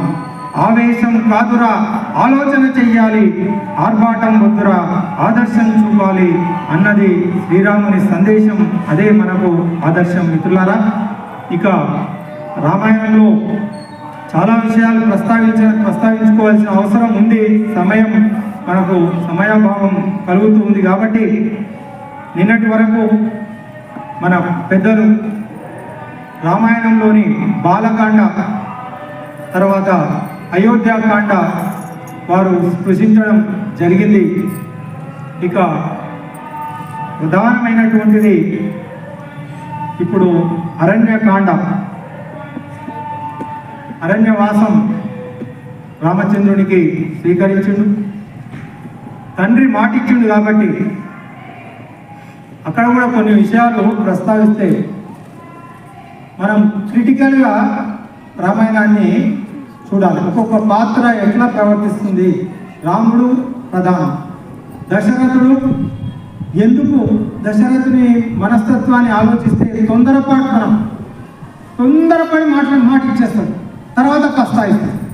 ఇది దశరథుల్లో కనిపిస్తుంది చాలా సందర్భాలు. కైకేయికి ఎప్పుడు మాట ఎవరు అడుగుతారు, అడిగితేనే ఇయ్యరు, అడగకుండా నువ్వు ఏం కావాలంటే ఇచ్చారు, ఎప్పుడో ఇచ్చారు. కైకేయి కాదు అసలు, కైకేయి అందంగా ఉంటుంది. కైకేయిని పెళ్లి చేసుకునేటప్పుడు వాళ్ళ మామకు మాట ఇచ్చాడు, అయ్యా నీకు ఆల్రెడీ పెళ్ళి అయింది కదా, వాళ్ళ పిల్లలు రాజులు అవుతారు, ఇప్పుడు నా బిడ్డనిస్తే నా బిడ్డ పిల్లలకు అన్యాయం జరుగుతుంది అని చెప్పి కైకేయి తండ్రి అడిగితే అక్కడ కూడా అసలు పర్యవసానం ఏముంటుంది, ఇవ్వచ్చా అని చూడడు, తొందరపడి అట్లనా నీ బిడ్డ కొడుకుకే రాజ్యం చేస్తా నేను మాటిస్తున్నా అని కైకేయి తండ్రికి మాటిచ్చాడు. అది ఎవరికి తెలియదు, కైకేయి కూడా తెలియదు విషయమైనా, కానీ దశరథుడి మనసులో ఉంది. లేక లేక 70 సంవత్సరాల వయసులో వృద్ధాప్యంలో పిల్లలు లేరు అనుకుంటే పుత్రకామేష్టి చేస్తే ఎవరు పుట్టిను అంటే సాక్షాత్తు పరమాత్ముడు రామచంద్రుడు పుట్టిడు. మామూలుగా పుడితేనే పిల్లలను చూసి ఎంతో ప్రేమ, ఇక భగవంతుడు పుడితే ఎంత ప్రేమ ఉంటుంది. దశరథుని వీక్నెస్ అంతా ఏంటి అంటే శ్రీరామచంద్రుడు ఏది లేకపోయినా బతకగలుగుతాడు, కానీ రాముడు లేకపోతే బతకలేనటువంటి పరిస్థితి దశరథుని. పుత్రవాత్సల్యం అంటే ఇక దశరథుని పుత్రవాత్సల్యం తప్ప బతకడు, రాముడు లేకపోతే బతకడు, అంత వీక్నెస్ అన్నాడు. రాముని చూడకపోతే ఉండలేడు, రామునితో మాట్లాడకపోతే ఉండలేడు. అందుకే విశ్వామిత్రుడు వస్తే తొందరపడి మాటిస్తాడు, ఏం కావాలో నువ్వు ఏం అడిగితే అది ఇస్తాను. రాముని పంపి అనేసరికి పస్తాయించిపోయి భయపడిపోయి ఇక రాముని గురించి అడగకుండానే చెప్తుంటాడు. చిన్న పిల్లగాడు తెల్లారినాక నిద్రపోతాడు, రాజీవలోచనుడు అంటే సూర్యకాంతి పడితే కమలాలు వికసిస్తాయి, కమలాలు లాంటి కన్నులు రామునికి ఎట్లా ఏం కన్నులు ఉన్నాయని విశ్వామిత్రుడు ఎందుకు చెప్పాను, ఎందుకంటే మాట ఇచ్చాడు, పరేషాన్ అవుతున్నాడు. ఇక్కడ రాముని వదులుకోవడం ఇష్టం లేదు, తాను ప్రాణాలు కోల్పోయినా సరే పర్వాలేదు, నేను సైన్యంతో వచ్చి యాగాన్ని కాపాడుతా, రాముని మాత్రం వదులుకుంటాను అంటే ఆయన వీక్నెస్ అది. అట్లాంటి రాముని అడవికి పంపితే ఎట్లా ఉంటుందో దశరథుని పరిస్థితి, దశరథుని దీనావస్థను చూస్తే ఏడుపు కళ్ళు మనం ఏడవకుండా ఉండలేము, ఎంత బాధపడ్డాడు పాపం. రాముని వదిలి ఒక్క క్షణం రాముని వదిలినటువంటి దశరథుడు భయం లోపల ఉంది. ఎక్కడ రాముణ్ణి రాజు కాకుండా దూరం చేస్తారో ఎవరు, కైకేయికి మామ ఉన్నాడు, కైకేయి తండ్రి, ఆయనకు మాట ఇచ్చిన ఆయన వచ్చి క్వశ్చన్ చేసి నాకు నా బిడ్డ కొడుకు రాజు చేస్తానో చెయ్యని అడుగుతాడేమో అనే భయం లోపల ఉంది. అందుకనే అంత ఇంపార్టెంట్ ఫంక్షన్ మన ఇంట్లో బర్త్డే అయితేనే మన ఇంటి కుటుంబ సభ్యులు లేకుండా చేసుకో. మీరు ఆలోచించండి, చాలా పెద్ద సామ్రాజ్యం. దశరథుడు అంటే మామూలు వ్యక్తి కాదు. వశిష్ఠుడు లాంటి మహర్షి, బ్రహ్మర్షి వాళ్ళ కులగురువు, ఎవ్వరిని అడగలేదు, ఎవ్వరి సలహా తీసుకోలేదు. ప్రతి విషయం కైకేయితో చర్చిస్తాడు, కానీ ఈ విషయాన్ని మాట్లాడితే వాళ్ళ తనకి ఫోన్ చేస్తుందేమో, నాన్న ఇట్లా పటాభిషేకం అంట పెద్ద ప్రోగ్రామ్ అవుతుంది మా ఇంట్లో, మళ్ళీ ఆయన వచ్చి ఎక్కడ వెళ్ళి పెడతాడు. అందుకని కైకేయి కూడా చెప్పలేదు. ప్రతి విషయం కైకేయితో మాట్లాడే వ్యక్తి లోపల అనుకొని భయపడి మంచి ముహూర్తమా దుర్ముహూర్తమా చూసుకోలేదు. ప్రతి విషయం వశిష్ఠుని అడుగుతాడు, కానీ తొందరగా ఏదో ఒకటి చేసేసారు, రాముని రాజుని చేయాలి అని ప్రజలను పిలిచి ప్రజల అభీష్టం తీసుకున్నాడు, ఓటింగ్ పెట్టాడు. ప్రజలంతా బ్రహ్మాండంగా ఎప్పటి నుంచో కోరుకుంటున్నాము రాముడు రాజు కావాలి, రాముడు రాజు అయితే అంతకంటే మా సంతోషం ఏముంటుంది అని చెప్పి ప్రజలంతా రాముడు రాజు కావాలి. అంటే నేను బాగలేనా అంటే నువ్వు బాగానే ఉన్నావు, కానీ రాముడు అంటే మాకు ప్రాణం, మా కుటుంబంలో వ్యక్తి, మా ఇంట్లో ఎవ్వరికి ఏ ఆపద వచ్చినా రాముడు తనకే ఆపద వచ్చినట్టు బాధపడతాడు, కాబట్టి రాముని రాజు కావాలని చెప్పి మేమంతా కోరుకుంటున్నామంట. అట్లా అనౌన్స్మెంట్ చేస్తాడు, ముహూర్తం చూసుకోడు, వశిష్ఠుని అడగాడు, సడన్గా అనౌన్స్మెంట్ చేస్తాడు. ఎందుకంటే లోపల భయం. ఇద్దరు కొడుకులు ఇంట్లో లేరు, చిన్నపిల్లలు కాదు, వాళ్ళు కూడా అదే వయసులో ఉన్నారు.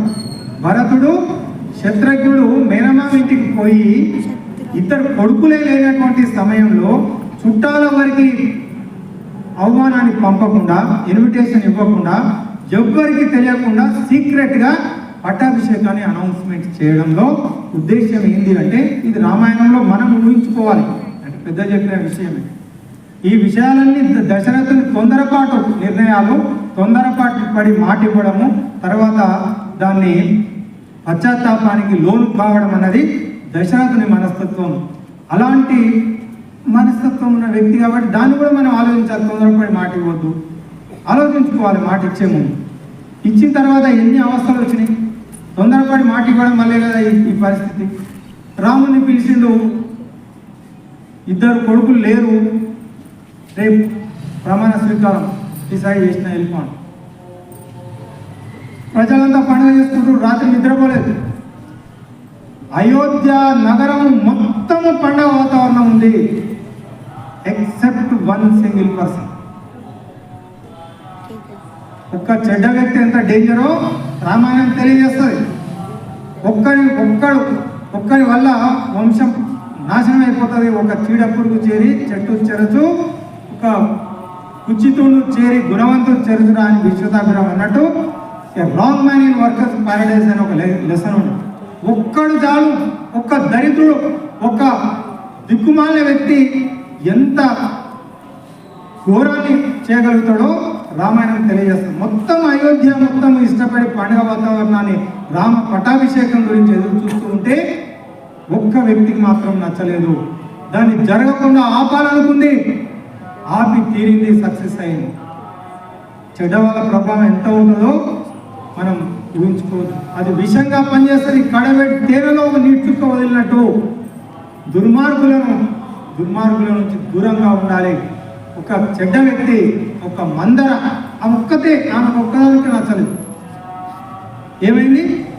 మొత్తం అయోధ్య మొత్తం పండుగ వాతావరణం ఉన్న పట్టాభిషేకాన్ని ఏమైంది? క్యాన్సల్ చేయగలిగింది మందర. అందుకే చెప్పుడు మాటలు ఎంత డేంజరస్ రామాయణం తెలియజేస్తుంది. Very very dangerous. కాపరాలను కూల్చుతాయి, రాజ్యాలను కూల్చుతాయి, ప్రాణాలను తీస్తాయి. కాబట్టి మాట ఎంత జాగ్రత్తగా మాట్లాడాలో రామాయణం తెలియజేస్తుంది. ఏది వస్తే అది మాట్లాడద్దు, ఏది పడితే అది చాడీలు చెప్పొద్దు, అపనిందలు వేయొద్దు. అపనిందలు వేసినందుకే రాముని కాపురంలో చిచ్చు పెట్టి సీతమ్మను దూరం చేసింది.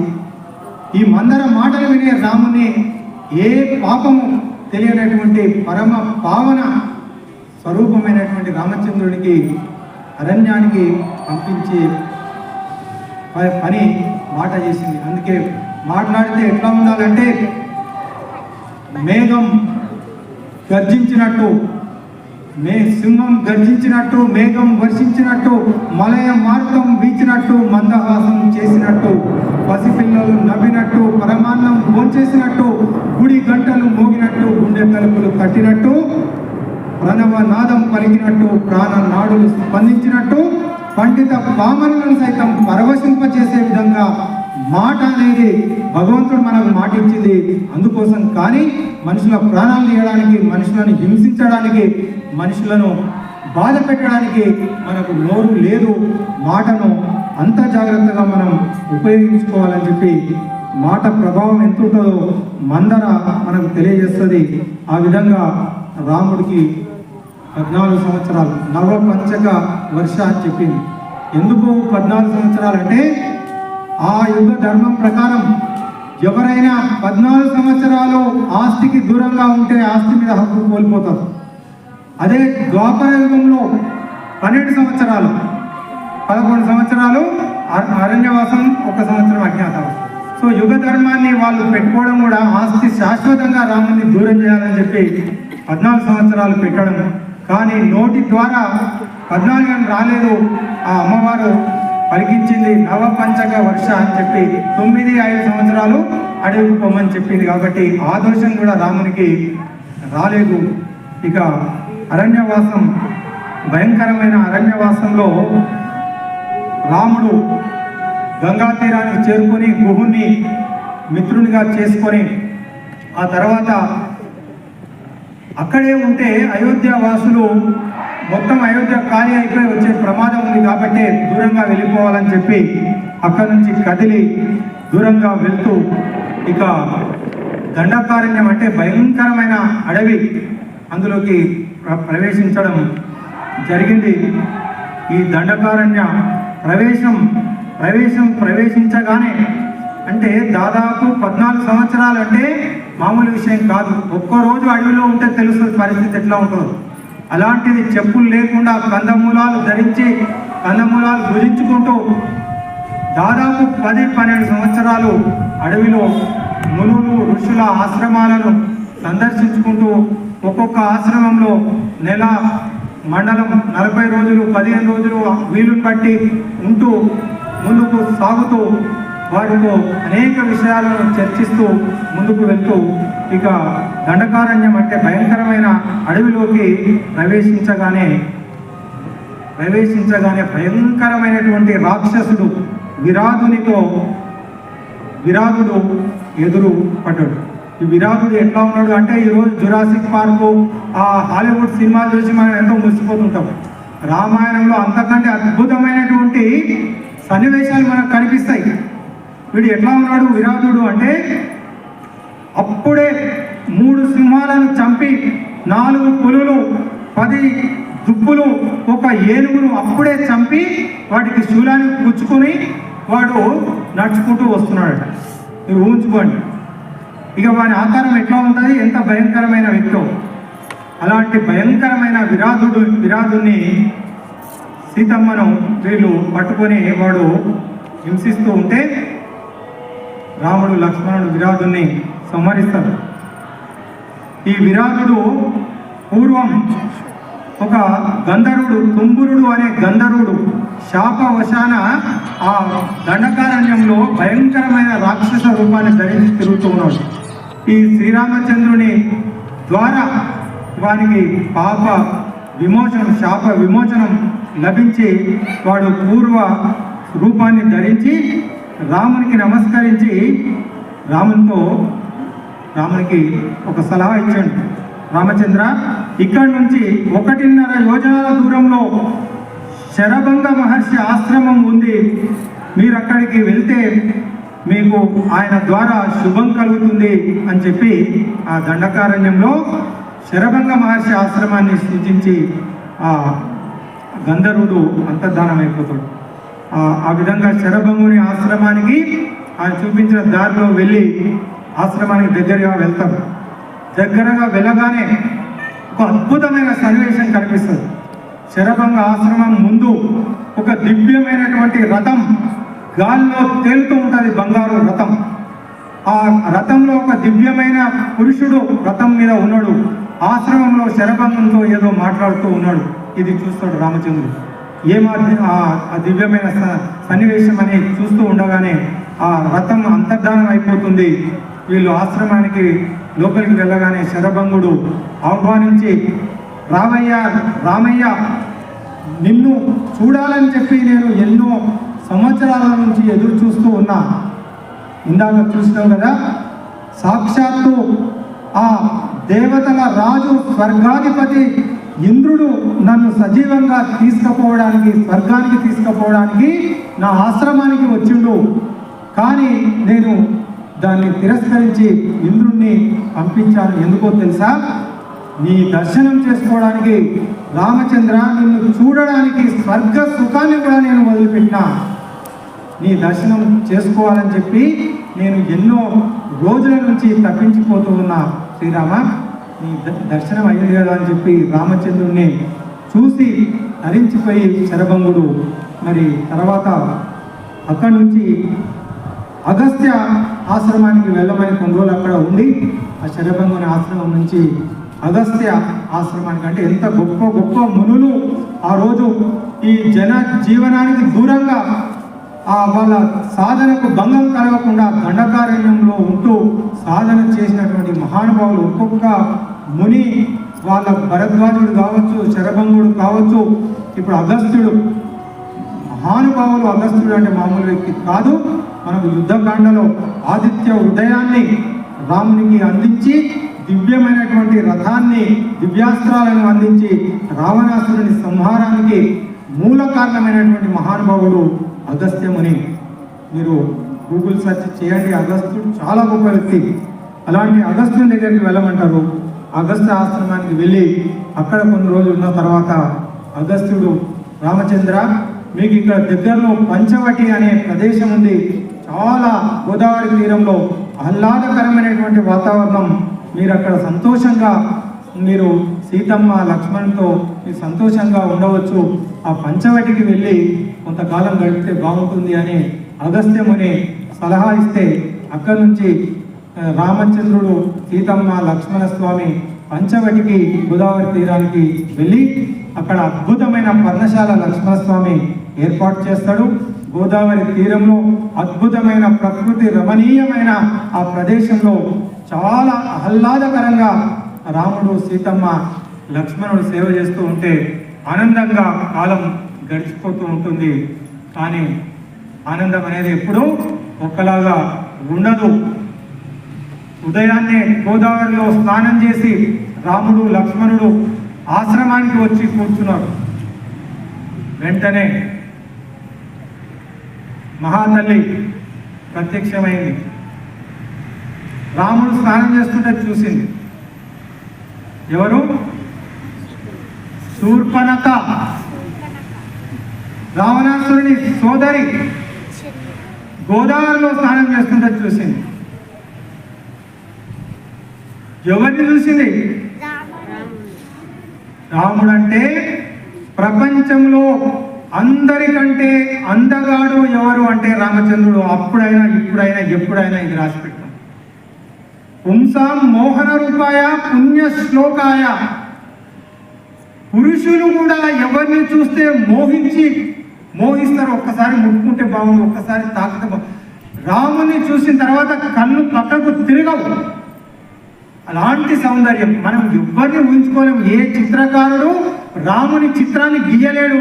ఎవ్వరికి వేషం వేసినా రామునిలాగా ఉండరు. ఎట్లా ఉంటారు చెప్పండి? ఆ రామచంద్రుడు ఏంటి, కృష్ణుడు వీళ్ళ గురించి ఇంత ఉండదు. రాముని సౌందర్యం అంటే మామూలు విషయం కాదు. పుట్టగానే ఆ దాసి ఎత్తుకుందట. రాజులకు ఏముంటుంది, కొడుకు పుట్టిండు అనగానే కానుకలు ఇస్తారు. పట్టు ఒక నెక్లెస్, ఒక ముత్యాల హారం అని పట్టాలి. వద్దంటూ నా ఏం అడుగుతుంది అంట. దాసి పట్టుకొని అట్లే కూర్చున్నాడు. అరే అట్లా పట్టుకునే అంటే ఇంకా నాకు కళ్ళు తిప్పబుద్ధి అవుతుంది. చిన్న పిల్లవాడే అంత అందంగా ఉన్నాడు. ఇక పెద్దవైన తర్వాత రాముని సౌందర్యము అది వర్ణనాతీతం. అందుకే పురుషులు, మునులు, ఋషులు రాముని ముట్టుకోవాలి, పట్టుకోవాలని అనుకున్నారు. కాబట్టి వాళ్ళ కోరికలు ద్వాపర యుగంలో ఆ మునులు, ఋషులంతా గోపికలుగా పుట్టి ఆ రాసలీలలో కృష్ణునితో ఆడి పాడి ముట్టుకొని పట్టుకొని ఆ కోరికలు తీర్చుకున్నారట. అంటే అంత దివ్య మంగళ స్వరూపం ఈ దరిద్రం దుర్మార్గురాలైనటువంటి శూర్పణఖకు కనిపించింది. ఒక్కసారి మోహించి, అప్పటికే పెళ్ళి అయిపోయింది, అయినా వచ్చి ఈ ఆశ్రమంలో కూర్చున్నాడు. ముందు రాముడు కూర్చున్నాడు, దూరంగా లక్ష్మణ స్వామి. డైరెక్ట్గా వచ్చింది, అందంగా తయారైంది, మాయారూపి కదా, ఎట్లన్నా రూపాన్ని దాల్చు. ఎందుకంటే రావణాసురుడు అంటే వస్తుంది. ఎలాంటి మహానుభావుడు. యమధర్మరాజు పారిపోయిండు. మీరు ఊహించండి, యమధర్మరాజు. అందరు యమధర్మరాజు పేరు చెప్పగానే భయపడతారు. అలాంటి ఒకసారి అందరూ దేవతలంతా ఒక దగ్గర అడవిలో ఉన్నారట. సడన్గా అటువైపు అడవికి రావణాసురుడు వచ్చాడు. వైపు రావణుడు వస్తున్నాడు అనేసరికి అందరు దేవతలు ఒక్కొక్క దిక్కుకు ఒక్కొక్క వైపుకు పారిపోయాడు. లాస్ట్కు యమధర్మరాజు మిగిలి ఎక్కడ పోవాలో ఆయన చాలా స్లో, ఎక్కడ ఏది కనిపించలేదు. ఒక కాకి కనిపించిందట. భయపడి కాకి శరీరంలోకి ప్రవేశించి ప్రాణాలను కాపాడుకున్నాడు. ఆ తర్వాత కాకి కృతజ్ఞతలు చెప్పి,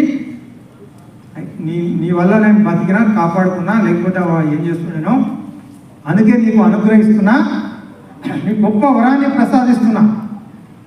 మానవులు చనిపోయిన తర్వాత పిండ ప్రదానం చేస్తే నీవు స్వీకరించాలి అని చెప్పి అందుకే కాకులకు పిండాలు పెట్టే సంస్కృతి రామాయణంలో మనకు తెలియజేయడం జరుగుతుందా. అంటే రావణాసురుడు అలాంటి అష్ట దిక్పాలకులను, సూర్యుడు గట్టిగా చూస్తే ఆగిపోవాలి, గాలి వీచొద్దు, ఇలాంటి అసలు భయంకరమైన పరిస్థితిని క్రియేట్ చేసింది. కాబట్టి ఆ రావణాసురునికి సిస్టర్ను. నేను ఎవ్వడంటే వాడు భయపడి నేనేం చెప్తుంది ఒప్పుకోవాలి. ఆయన ఎవరు మామూలు మనిషి. మనిషి అంటే ఆ రోజు తృణప్రాయం. ఇది కూడా బాగా గుర్తుంచుకోవాలి మనం. రామాయణ కాలంలో మనుషులకు విలువ లేదు. అందుకే రావణ బ్రహ్మకు గురించి ఘోరమైన తపస్సు చేసి బ్రహ్మకు వరాలు పొందాడు. నాకు చావు రావద్దు అని వరం అడిగి. ఈ దుర్మార్గులు దేవుడు ప్రత్యక్షమైతే మోక్షాన్ని కోరుకోవాలి, భక్తులైతే మోక్షాన్ని కోరుకుంటారు, భగవంతుల్లో ఐక్యం కావాలి. ఈ రాక్షసుల బుద్ధి ఏంటంటే చావద్దు నేను. అది ఎట్లా వదులుతుంది? జాతస్య ధ్రువం మృత్యువు. పుట్టితే చావాలి కదా. చావద్దు అనే కోరిక దిగ్మాల కోరిక ఏంది? అది కుదరదు. అవునా? అట్లయితే దేవతల నుంచి చావు రావద్దు, దానవులు, యక్షులు, కిన్నెరులు, కింపురుషులు, నాగులు ఎవరి ద్వారా నాకు చావు రావద్దు ఎక్సెప్ట్ మనుషులు. మనుషుల గురించి నేను అడగా, మనుషులు నన్నేం చేస్తాను? After all they are human beings. తుచ్చులు మానవులు, మనుషులు నన్ను ఏం చేయలేరు అనే అహంకారం ఉంది. కాబట్టి అంటే మానవ జాతి గొప్పతనాన్ని తెలియజేయడానికి కూడా మహానుభావుడు పరమాత్ముడు శ్రీరామచంద్రుడు మనిషిగా జన్మించిండు. మనిషి గొప్పతనం, మానవుడే మహనీయుడు. మనుష్య తూ బడా మహాన్ హై, మనుష్య తూ బడా మహాన్ హై, భూలో మత్ మనుష్య తూ బడా మహాన్ హై, तेरे मुट्ठियों में बंद तूफान है रे, मनुष्य तू बड़ा महान है, भूलो मत मनुष्य तू बड़ा महान है, तू जो चाहे नदियों के मुख को भी मोड़ दे, तू जो चाहे माटी से अमृत को खोद ले, तू जो चाहे अंबर को, तू जो चाहे अंबर को धरती से जोड़ दे, अमर तेरे प्राण मिला तुझको वरदान, तेरे मुट्ठियों में बंद तूफान है रे, मनुष्य तू बड़ा महान है అన్నట్టు మనుషుల గొప్పతనాన్ని తెలియజేయడానికి రామావతారం వచ్చింది. అలాంటి రాముణ్ణి చూసి ఈ శూర్పణఖ వచ్చి ఏమంటుందంటే,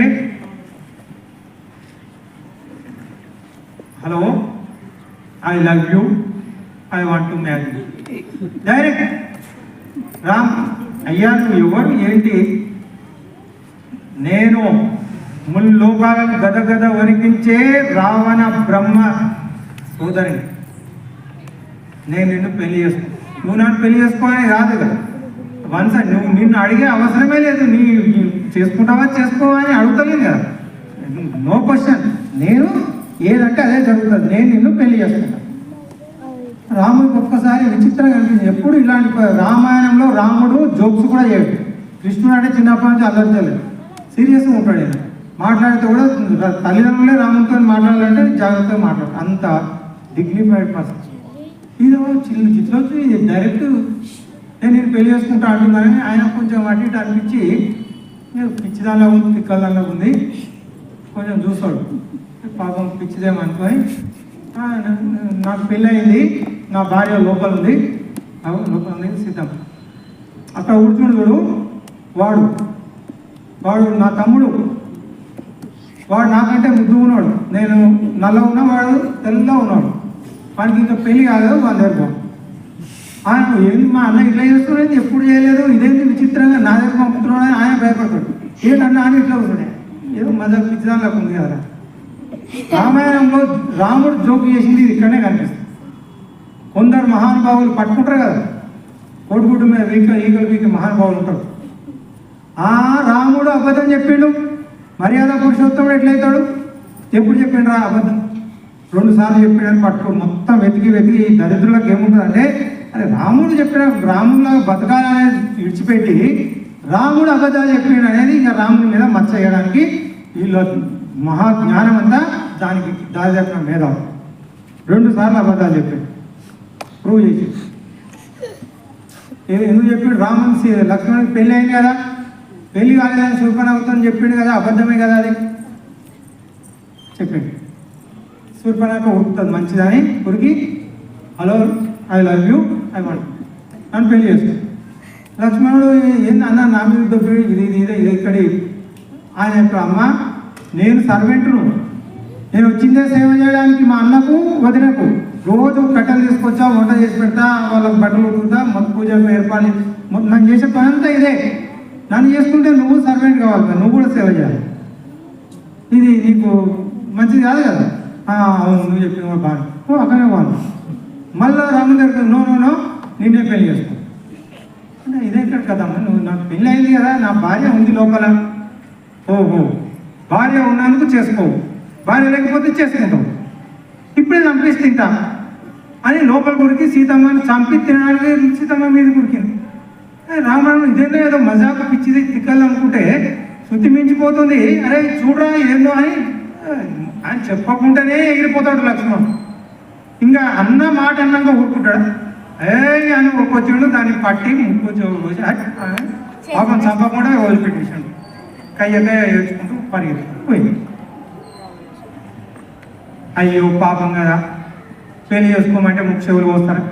ఇవ్వడరా మీరు, మీ దిక్కుమాలను రామాయణం ఎప్పుడో అయిపోయింది. ఏంటంటే సీతమ్మని చంపుతుంటే చూసుకుంటూ కూర్చోవాలి. దిక్కుమాల కామెంట్స్, స్త్రీని ముక్కు చెవులు పోస్తారు అనే పరిస్థితి ఎట్లా జరిగింది? ఎందుకు కోసారు? పుట్టినే కోసారా? చంపలేదు ఇంకా నయం. ఎందుకంటే వాళ్ళకి స్త్రీలు అంటే గౌరవం. రామునికి రామాయణంలో ఎత్ర నార్యంతు పూజ్యంతే రమంతే తత్ర దేవత, స్త్రీ ఎక్కడ గౌరవించబడుతుందో అక్కడ సకల దేవతలు వసిస్తారు అని చెప్పినటువంటి రామాయణం. రాముడు సీతమ్మ అశోకవనంలో కన్నీరు పెట్టే లంక సర్వనాశనం అయిపోయింది. కురు సభలో ద్రౌపదికి అవమానం జరిగితే కౌరవ వంశం అంతా నాశనం అయిపోయింది. ఇది మన దేశంలో మనకు మన పూర్వీకులు చెప్తున్నటువంటి గొప్ప సత్యం. కాబట్టి పెద్దలు ఎవరైనా ఇంట్లో ఆడపిల్ల కన్నీరు పెడితే పెద్దలు చెప్పేవాళ్ళు వెనకటి, అరే ఆడపిల్ల కన్నీరు పెడితే మంచిది కాదురా, ఆడపిల్ల కన్నీరు కింద పడితే అరిష్టం అని చెప్పేవాళ్ళు. అందుకే ఆడవాళ్ళను ఏడవకుండా చూసే బాధ్యత భారతదేశంలో.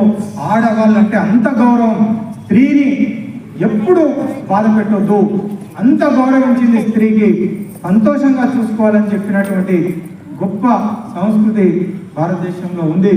అందుకే ఆ గౌరవం ఉంది కాబట్టి, స్త్రీ కాబట్టి సీతమ్మను చంపడానికి ప్రయత్నించినా చంపకుండా ముక్కు చెవులు కోసి వదిలిపెడితే వెళ్ళిపోయి అక్కడనే ధనకారం అంతా కబ్జా పెట్టిన రాక్షసులు. కరుడు అనేవాడు రావణాసురుని సోదరుడు, వారి మంత్రి దూషణుడు 14,000 మంది భయంకరమైనటువంటి రాక్షసులతోటి దండకారణ్యం అంతా బీభత్సాన్ని సృష్టిస్తున్నారు. మునులను ఋషులను చంపుకొని తింటున్నారు, యజ్ఞ యాగాలను జరగకుండా చేస్తున్నారు. ఇక వాళ్ళ ఇష్టారాజ్యంగా జరుగుతుంది దండకారణ్యం. డైరెక్టర్ పక్కనే ఉండు కదా, వారికి పోయి చెప్పింది. వాడు 14 మంది భయంకరమైన రాక్షసులను పంపాడు. 14 మంది చిటికేస్తే అయిపోయింది. మళ్ళీ ఏడ్చుకుంటూ ఉరికింది, తోలుకొని వచ్చింది. వీళ్ళు చంపుతారేమో రామున్నా. 14 మంది అసలు కళ్ళు మూసి తెరిసే లోపల చచ్చిపోయింది. వచ్చిరు ఎట్లా చచ్చిరో కూడా తెలియదు, అంత ఫాస్ట్ పోయి కళ్ళు చెప్పి అయిపోయింది వీళ్ళని. 14 మంది మహావీరులు ఒక్కొక్కడే ఎవరు జయించలేడు, వాటిలో చచ్చిపోయినాడు. అరే నడువురా దూషణ, 14,000 మంది భయంకరమైన రాక్షస వీరులను తయారు చేయి అని చెప్పి వాడు ఒక రథాన్ని ఎక్కి 14,000 మంది సైన్యంతో ఆ శూర్పణఖ వెంట పెట్టుకొని వచ్చింది రాముడి దగ్గర. ఆశ్రమానికి వచ్చింది. లక్ష్మణుడు రాముడు చూసిండ్రు, అరే ఎక్కడ ఉంది, మొత్తం దండు కదిలి వస్తుంది. మొట్టమొదటి వార్ అన్నట్టు రాముడు చేసిన మొదటి వార్. రాముడు యుద్ధం ఎట్లా చేస్తాడో ఇప్పుడు కనిపిస్తుంది. తమ్ముడా ఒక్కడే, లక్ష్మణుడు కూడా చెప్పలేదు, లక్ష్మణ సీతమ్మని తీసుకొని పర్ణశాలలోకి వెళ్ళు, నేను ఒక్కనే ఎదుర్కొంటా అన్నాడు. ఒక్కడు 14,000 కరదూషణలతో ఉన్న భయంకరమైన రాక్షస వీరులను ఒక్కడు చంపేసినట. బాణాలు వేసేది ఎవరికి కనిపిస్తలేదు, చచ్చిపోయే డెడ్ బాడీలను చూడగలుగుతున్నారు. ఎందుకంటే రాముడు బాణాలు వేస్తే చేతులు అంత స్పీడ్గా బాణాలు 2 చేతులతో బాణాలు వేయగలుగుతాడు. ఫ్యాన్ తిరుగుతుంటే రెక్కలు కనిపించవు కదా రాముడు. అందుకే ఏమని వర్ణిస్తాడు అంటే, బండన భీముండు రాముని గురించి బండన భీముండు ఆర్తజన బాంధవుండు ఉజ్వల బాణ తూన కోదండ కళా ప్రచండ భుజ తాండవ కీర్తికి రామమూర్తికి రెండవ సాటి దైవమింక లేదు లేదు లేదనుచు కడగట్టి భేరికాదాండ డాండ నినదంబులు అజాండము నిండా మత్త వేదండమునెక్కి చాటదన్ దాశరథి కర్ణాపయోనిధి. ఆయన భుజాలు తాండవం చేస్తాయి, శివ తాండవం. అందుకనే వేల లక్షల బాణాలు వచ్చి పడిపోతూ ఉంటాయి, కానీ రాముడు బాణం వేసేది ఎవరు చూడలేరు. అలాంటి మహావీరుడు, అలాంటి పోరాటము, అలాంటి యోధుడు రామచంద్రుడు. ఆ రాముని బాణాలకు 14,000 మంది రాక్షసులు కుప్ప ఊలిపోయారు. తిక్కల్లాగా చూపడగా చూస్తూ ఏంద్రా ఇది ఏం జరుగుతుందని తిరిగి చెప్పకుండా పారిపోయింది. డైరెక్ట్ లంకా నగరానికి పారిపోయింది. పారిపోయి ఇక్కడ విలన్ ఎంట్రీ అవుతున్నాడు. రామాయణంలో హీరో రాముడు. వాల్మీకి మహర్షి నారదునితో అడిగిన ప్రశ్న, ఎవరైనా ఈ లోకంలో ఇలాంటి 16 గుణాలు ఉన్నటువంటి సకల సద్గుణ సాంద్రుడు ఎవరైనా ఉన్నారా? దేవతలు, మనుషులు, అందరి లోపల అంటే దేవతలు కాదయ్యా, మానవుల్లోనే ఉన్నాడు శ్రీరామచంద్రుడు అని చెప్పి రాముని గురించి, రాముని దివ్య గుణాల గురించి వాల్మీకి వివరిస్తే, బ్రహ్మ ప్రత్యక్షమయ్యి నువ్వు రామాయణాన్ని రాయి, రామాయణంలో నీకు దివ్య దృష్టి ప్రసాదిస్తూ ఉన్నా, రామాయణంలో జరిగిన ప్రతి విషయం నీ దివ్య దృష్టి ద్వారా నువ్వు చూడగలుగుతావు. అంతఃపురంలో జరిగిన ప్రతి విషయాన్ని నువ్వు చూసి ఉన్నది జరిగినట్టు ప్రపంచానికి రామాయణాన్ని నువ్వు అందించాలి అని చెప్పి బ్రహ్మదేవుడు ఆదేశిస్తే, అప్పుడు వాల్మీకి మహర్షి రామాయణాన్ని రాసిండు.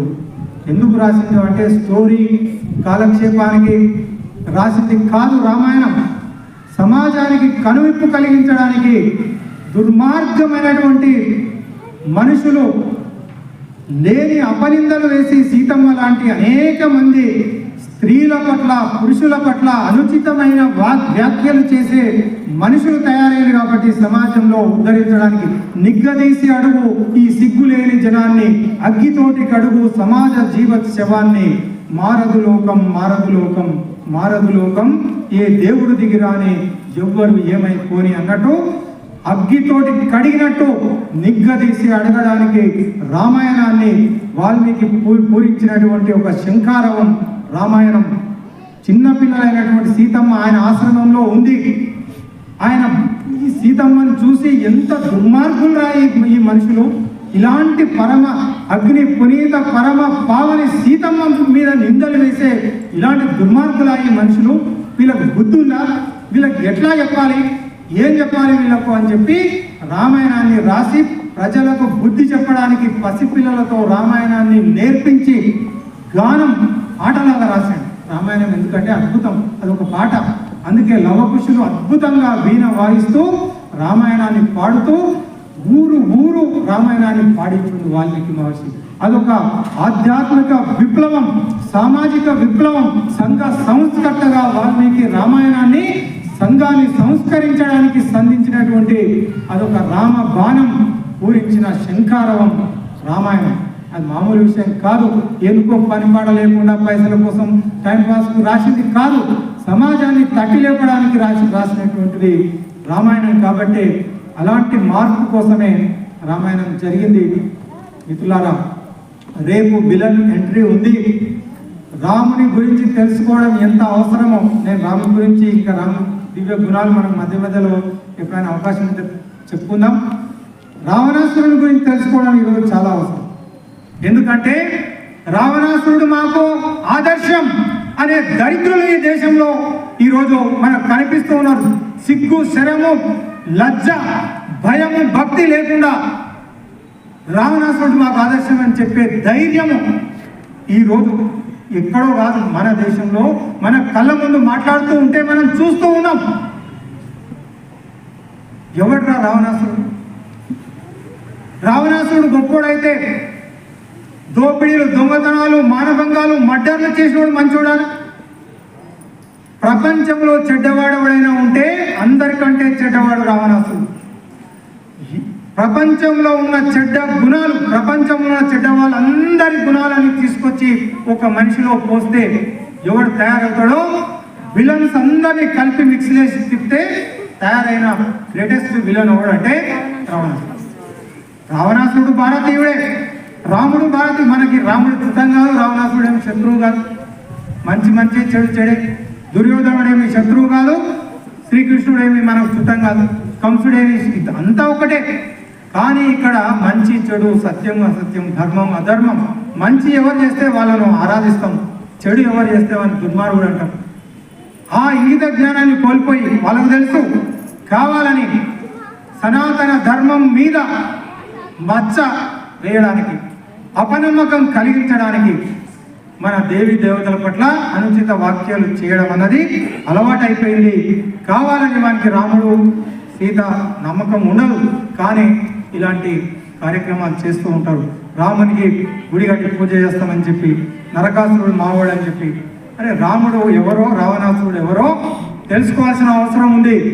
అలాంటి దుర్మార్గుని మంచివాడని చెప్తే వాడు నోరు మూయించాల్సిన అవసరం ఉంది. ఎందుకంటే మనకు తెలియకపోతే అవును భయ నిజమేనేమో, ఆయన చాలా మంచివాడు, మహాభక్తుడు, ఇలాంటి పనికిమాలిన మాటలు మాట్లాడుతూ ఉంటే మనం సహించవలసిన అవసరం వస్తుంది. మనం తెలుసుకుంటే అలాంటి వారికి కొట్టాడమని చెప్తలేము, జ్ఞానం ద్వారా వారికి జ్ఞానోదయం కలిగించవలసిన అవసరం కూడా మనకు ఉంది.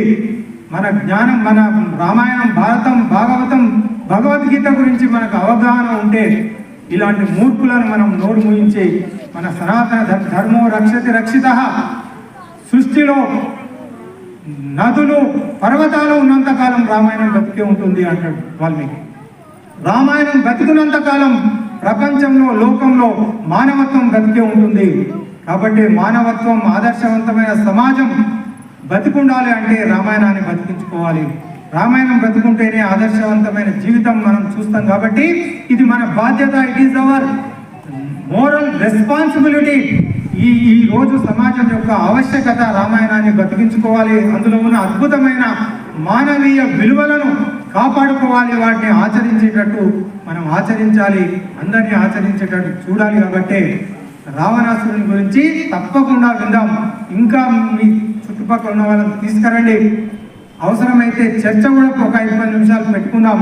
క్వశ్చన్ ఆన్సర్స్, మనకున్న సందేహాలు, రామాయణం అనేది చాలా ప్రపంచవ్యాప్తంగా రామాయణం మీద ఎన్ని విమర్శలు కూడా ఉన్నాయి. దాన్ని అప్రతిష్ట పాలు చేయడానికి ఈరోజు అనేక విధాలుగా కుట్రలు కూడా జరుగుతున్నాయి. కాబట్టి సైంటిఫిక్గా కూడా మనం ముందుకు వెళ్ళాలి.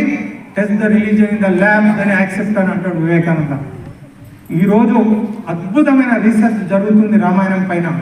ప్రపంచానికి సైంటిఫిక్గా మనం ప్రూఫ్స్ చూపించగలుగుతూ ఉన్నాం, చూపిస్తూ ఉన్నారు మహానుభావులు చాలామంది. ఇంట్రెస్ట్ మనకు కలిగితే మనం యూట్యూబ్లో చూస్తే అద్భుతం. అసలు ఒక్కొక్క ఈ దేశంలో పుట్టినందుకు నా రామాయణం ఇంత గొప్పదా, రాముడు ఇంత గొప్పవాడా, అది చరిత్ర, అది పురాణం కాదు, కల్పితం కాదు, అవి పాత్రలు కాదు, రామచంద్రుడు మన పూర్వీకుడు, అదొక చరిత్ర. ఈ దేశంలో మన పూర్వీకులు ఇంత గొప్పగా జీవించి ఉన్నారని చెప్పి ప్రతి భారతీయుడు గర్వించదగ్గటువంటి విషయం. ఆత్మీయ మిత్రులారా, అందుకే ఇక సమయం అయిపోయింది కాబట్టి రేపు పరమ దుర్మార్గుడైనటువంటి రామాయణంలో విలన్ ఎంట్రీ అనేది. ఇప్పుడు సినిమా డైరెక్టర్లు చూస్తారు, సినిమా స్క్రిప్ట్ ఎట్లా చేయాలి, హిట్ సినిమా ఎట్లా చేయాలి.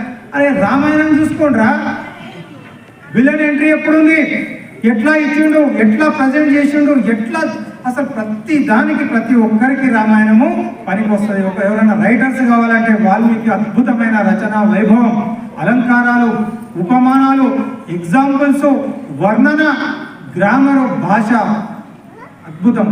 జియోగ్రఫీ, ఆంథ్రోపాలజీ, ఖగోళ శాస్త్రము, శకున శాస్త్రం, ఎన్ని విషయాలు మీరు తెలుసుకోవాలనుకుంటే వాలి అట్లాస్ అనేది ఉంది. ఈ రోజు కూడా ప్రపంచానికి తెలియని జియోగ్రఫీ, ప్రపంచంలో ఏ మూలలో ఎక్కడ ఏముంది, ఏ ప్రజలు ఉన్నారు, ఏ ప్రాంతంలో ఏ నదులు ఉన్నాయి, ఏ పర్వతాలు ఉన్నాయి, అక్కడ మానవ జీవితం ఎట్లా ఉంది, ఆహార అలవాటు ఎట్లా ఉన్నాయో సుగ్రీవుడు అద్భుతంగా రేపు మనకు సుందరంగా మన కిష్కింధకాండలో సుగ్రీవుని అట్లాస్ వింటే అసలు ఇది కదా మన వారసత్వం.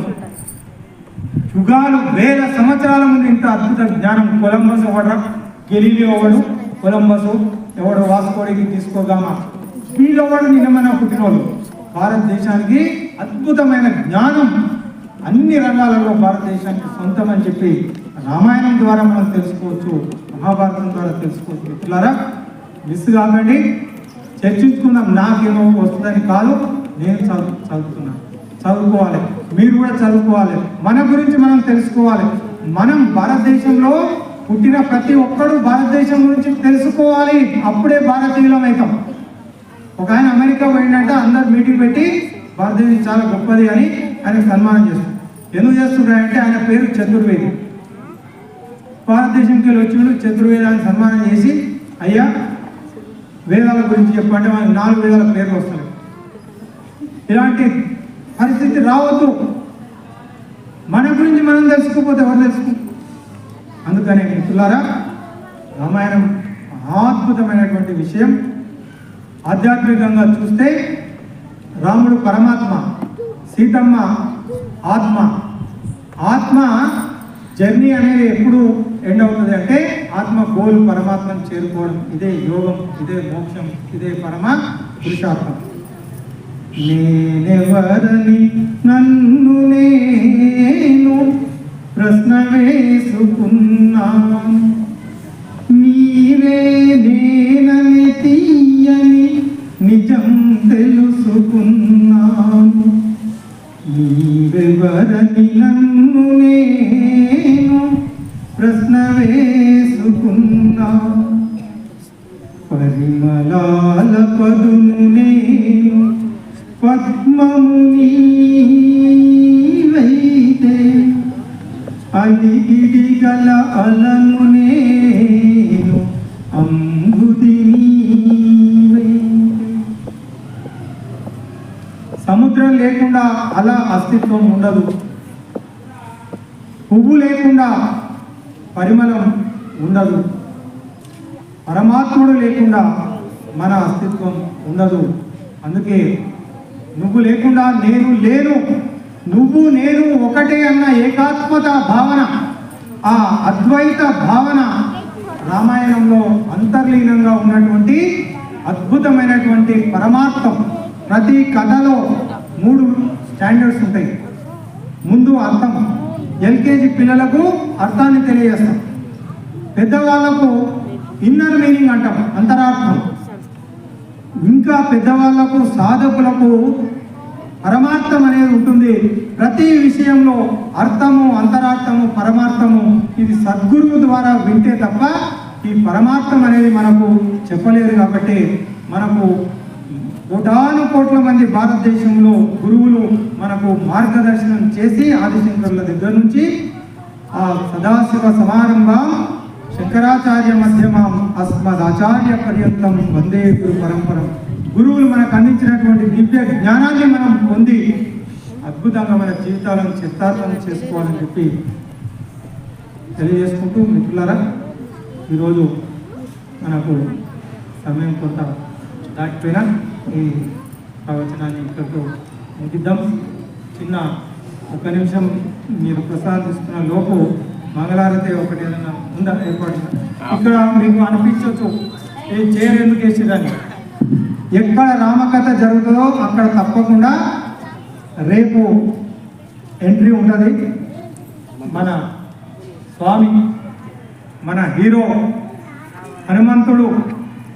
హనుమంతుని ఎంట్రీ రేపు కిష్కింధాకాండలో ఉంటుంది.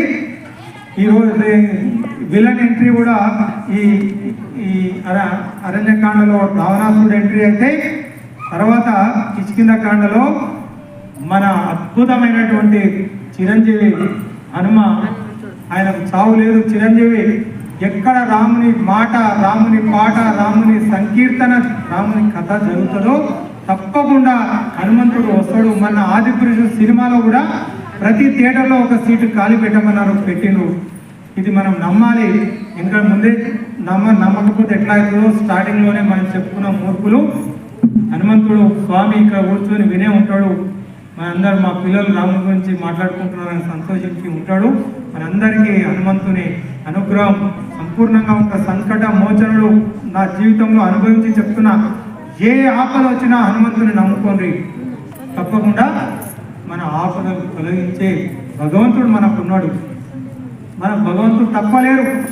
రాముడు, కృష్ణుడు, హనుమంతుడు, పరమేశ్వరుడు ఉంటే పనికి మాలిన వాళ్ళని వెంట విభూతులు ఆ తాయితలు కట్టుకోవడానికి తిరుగుతూ ఉన్నారు. ఎంత దౌర్భాగ్యం, బాధ అనిపిస్తుంది.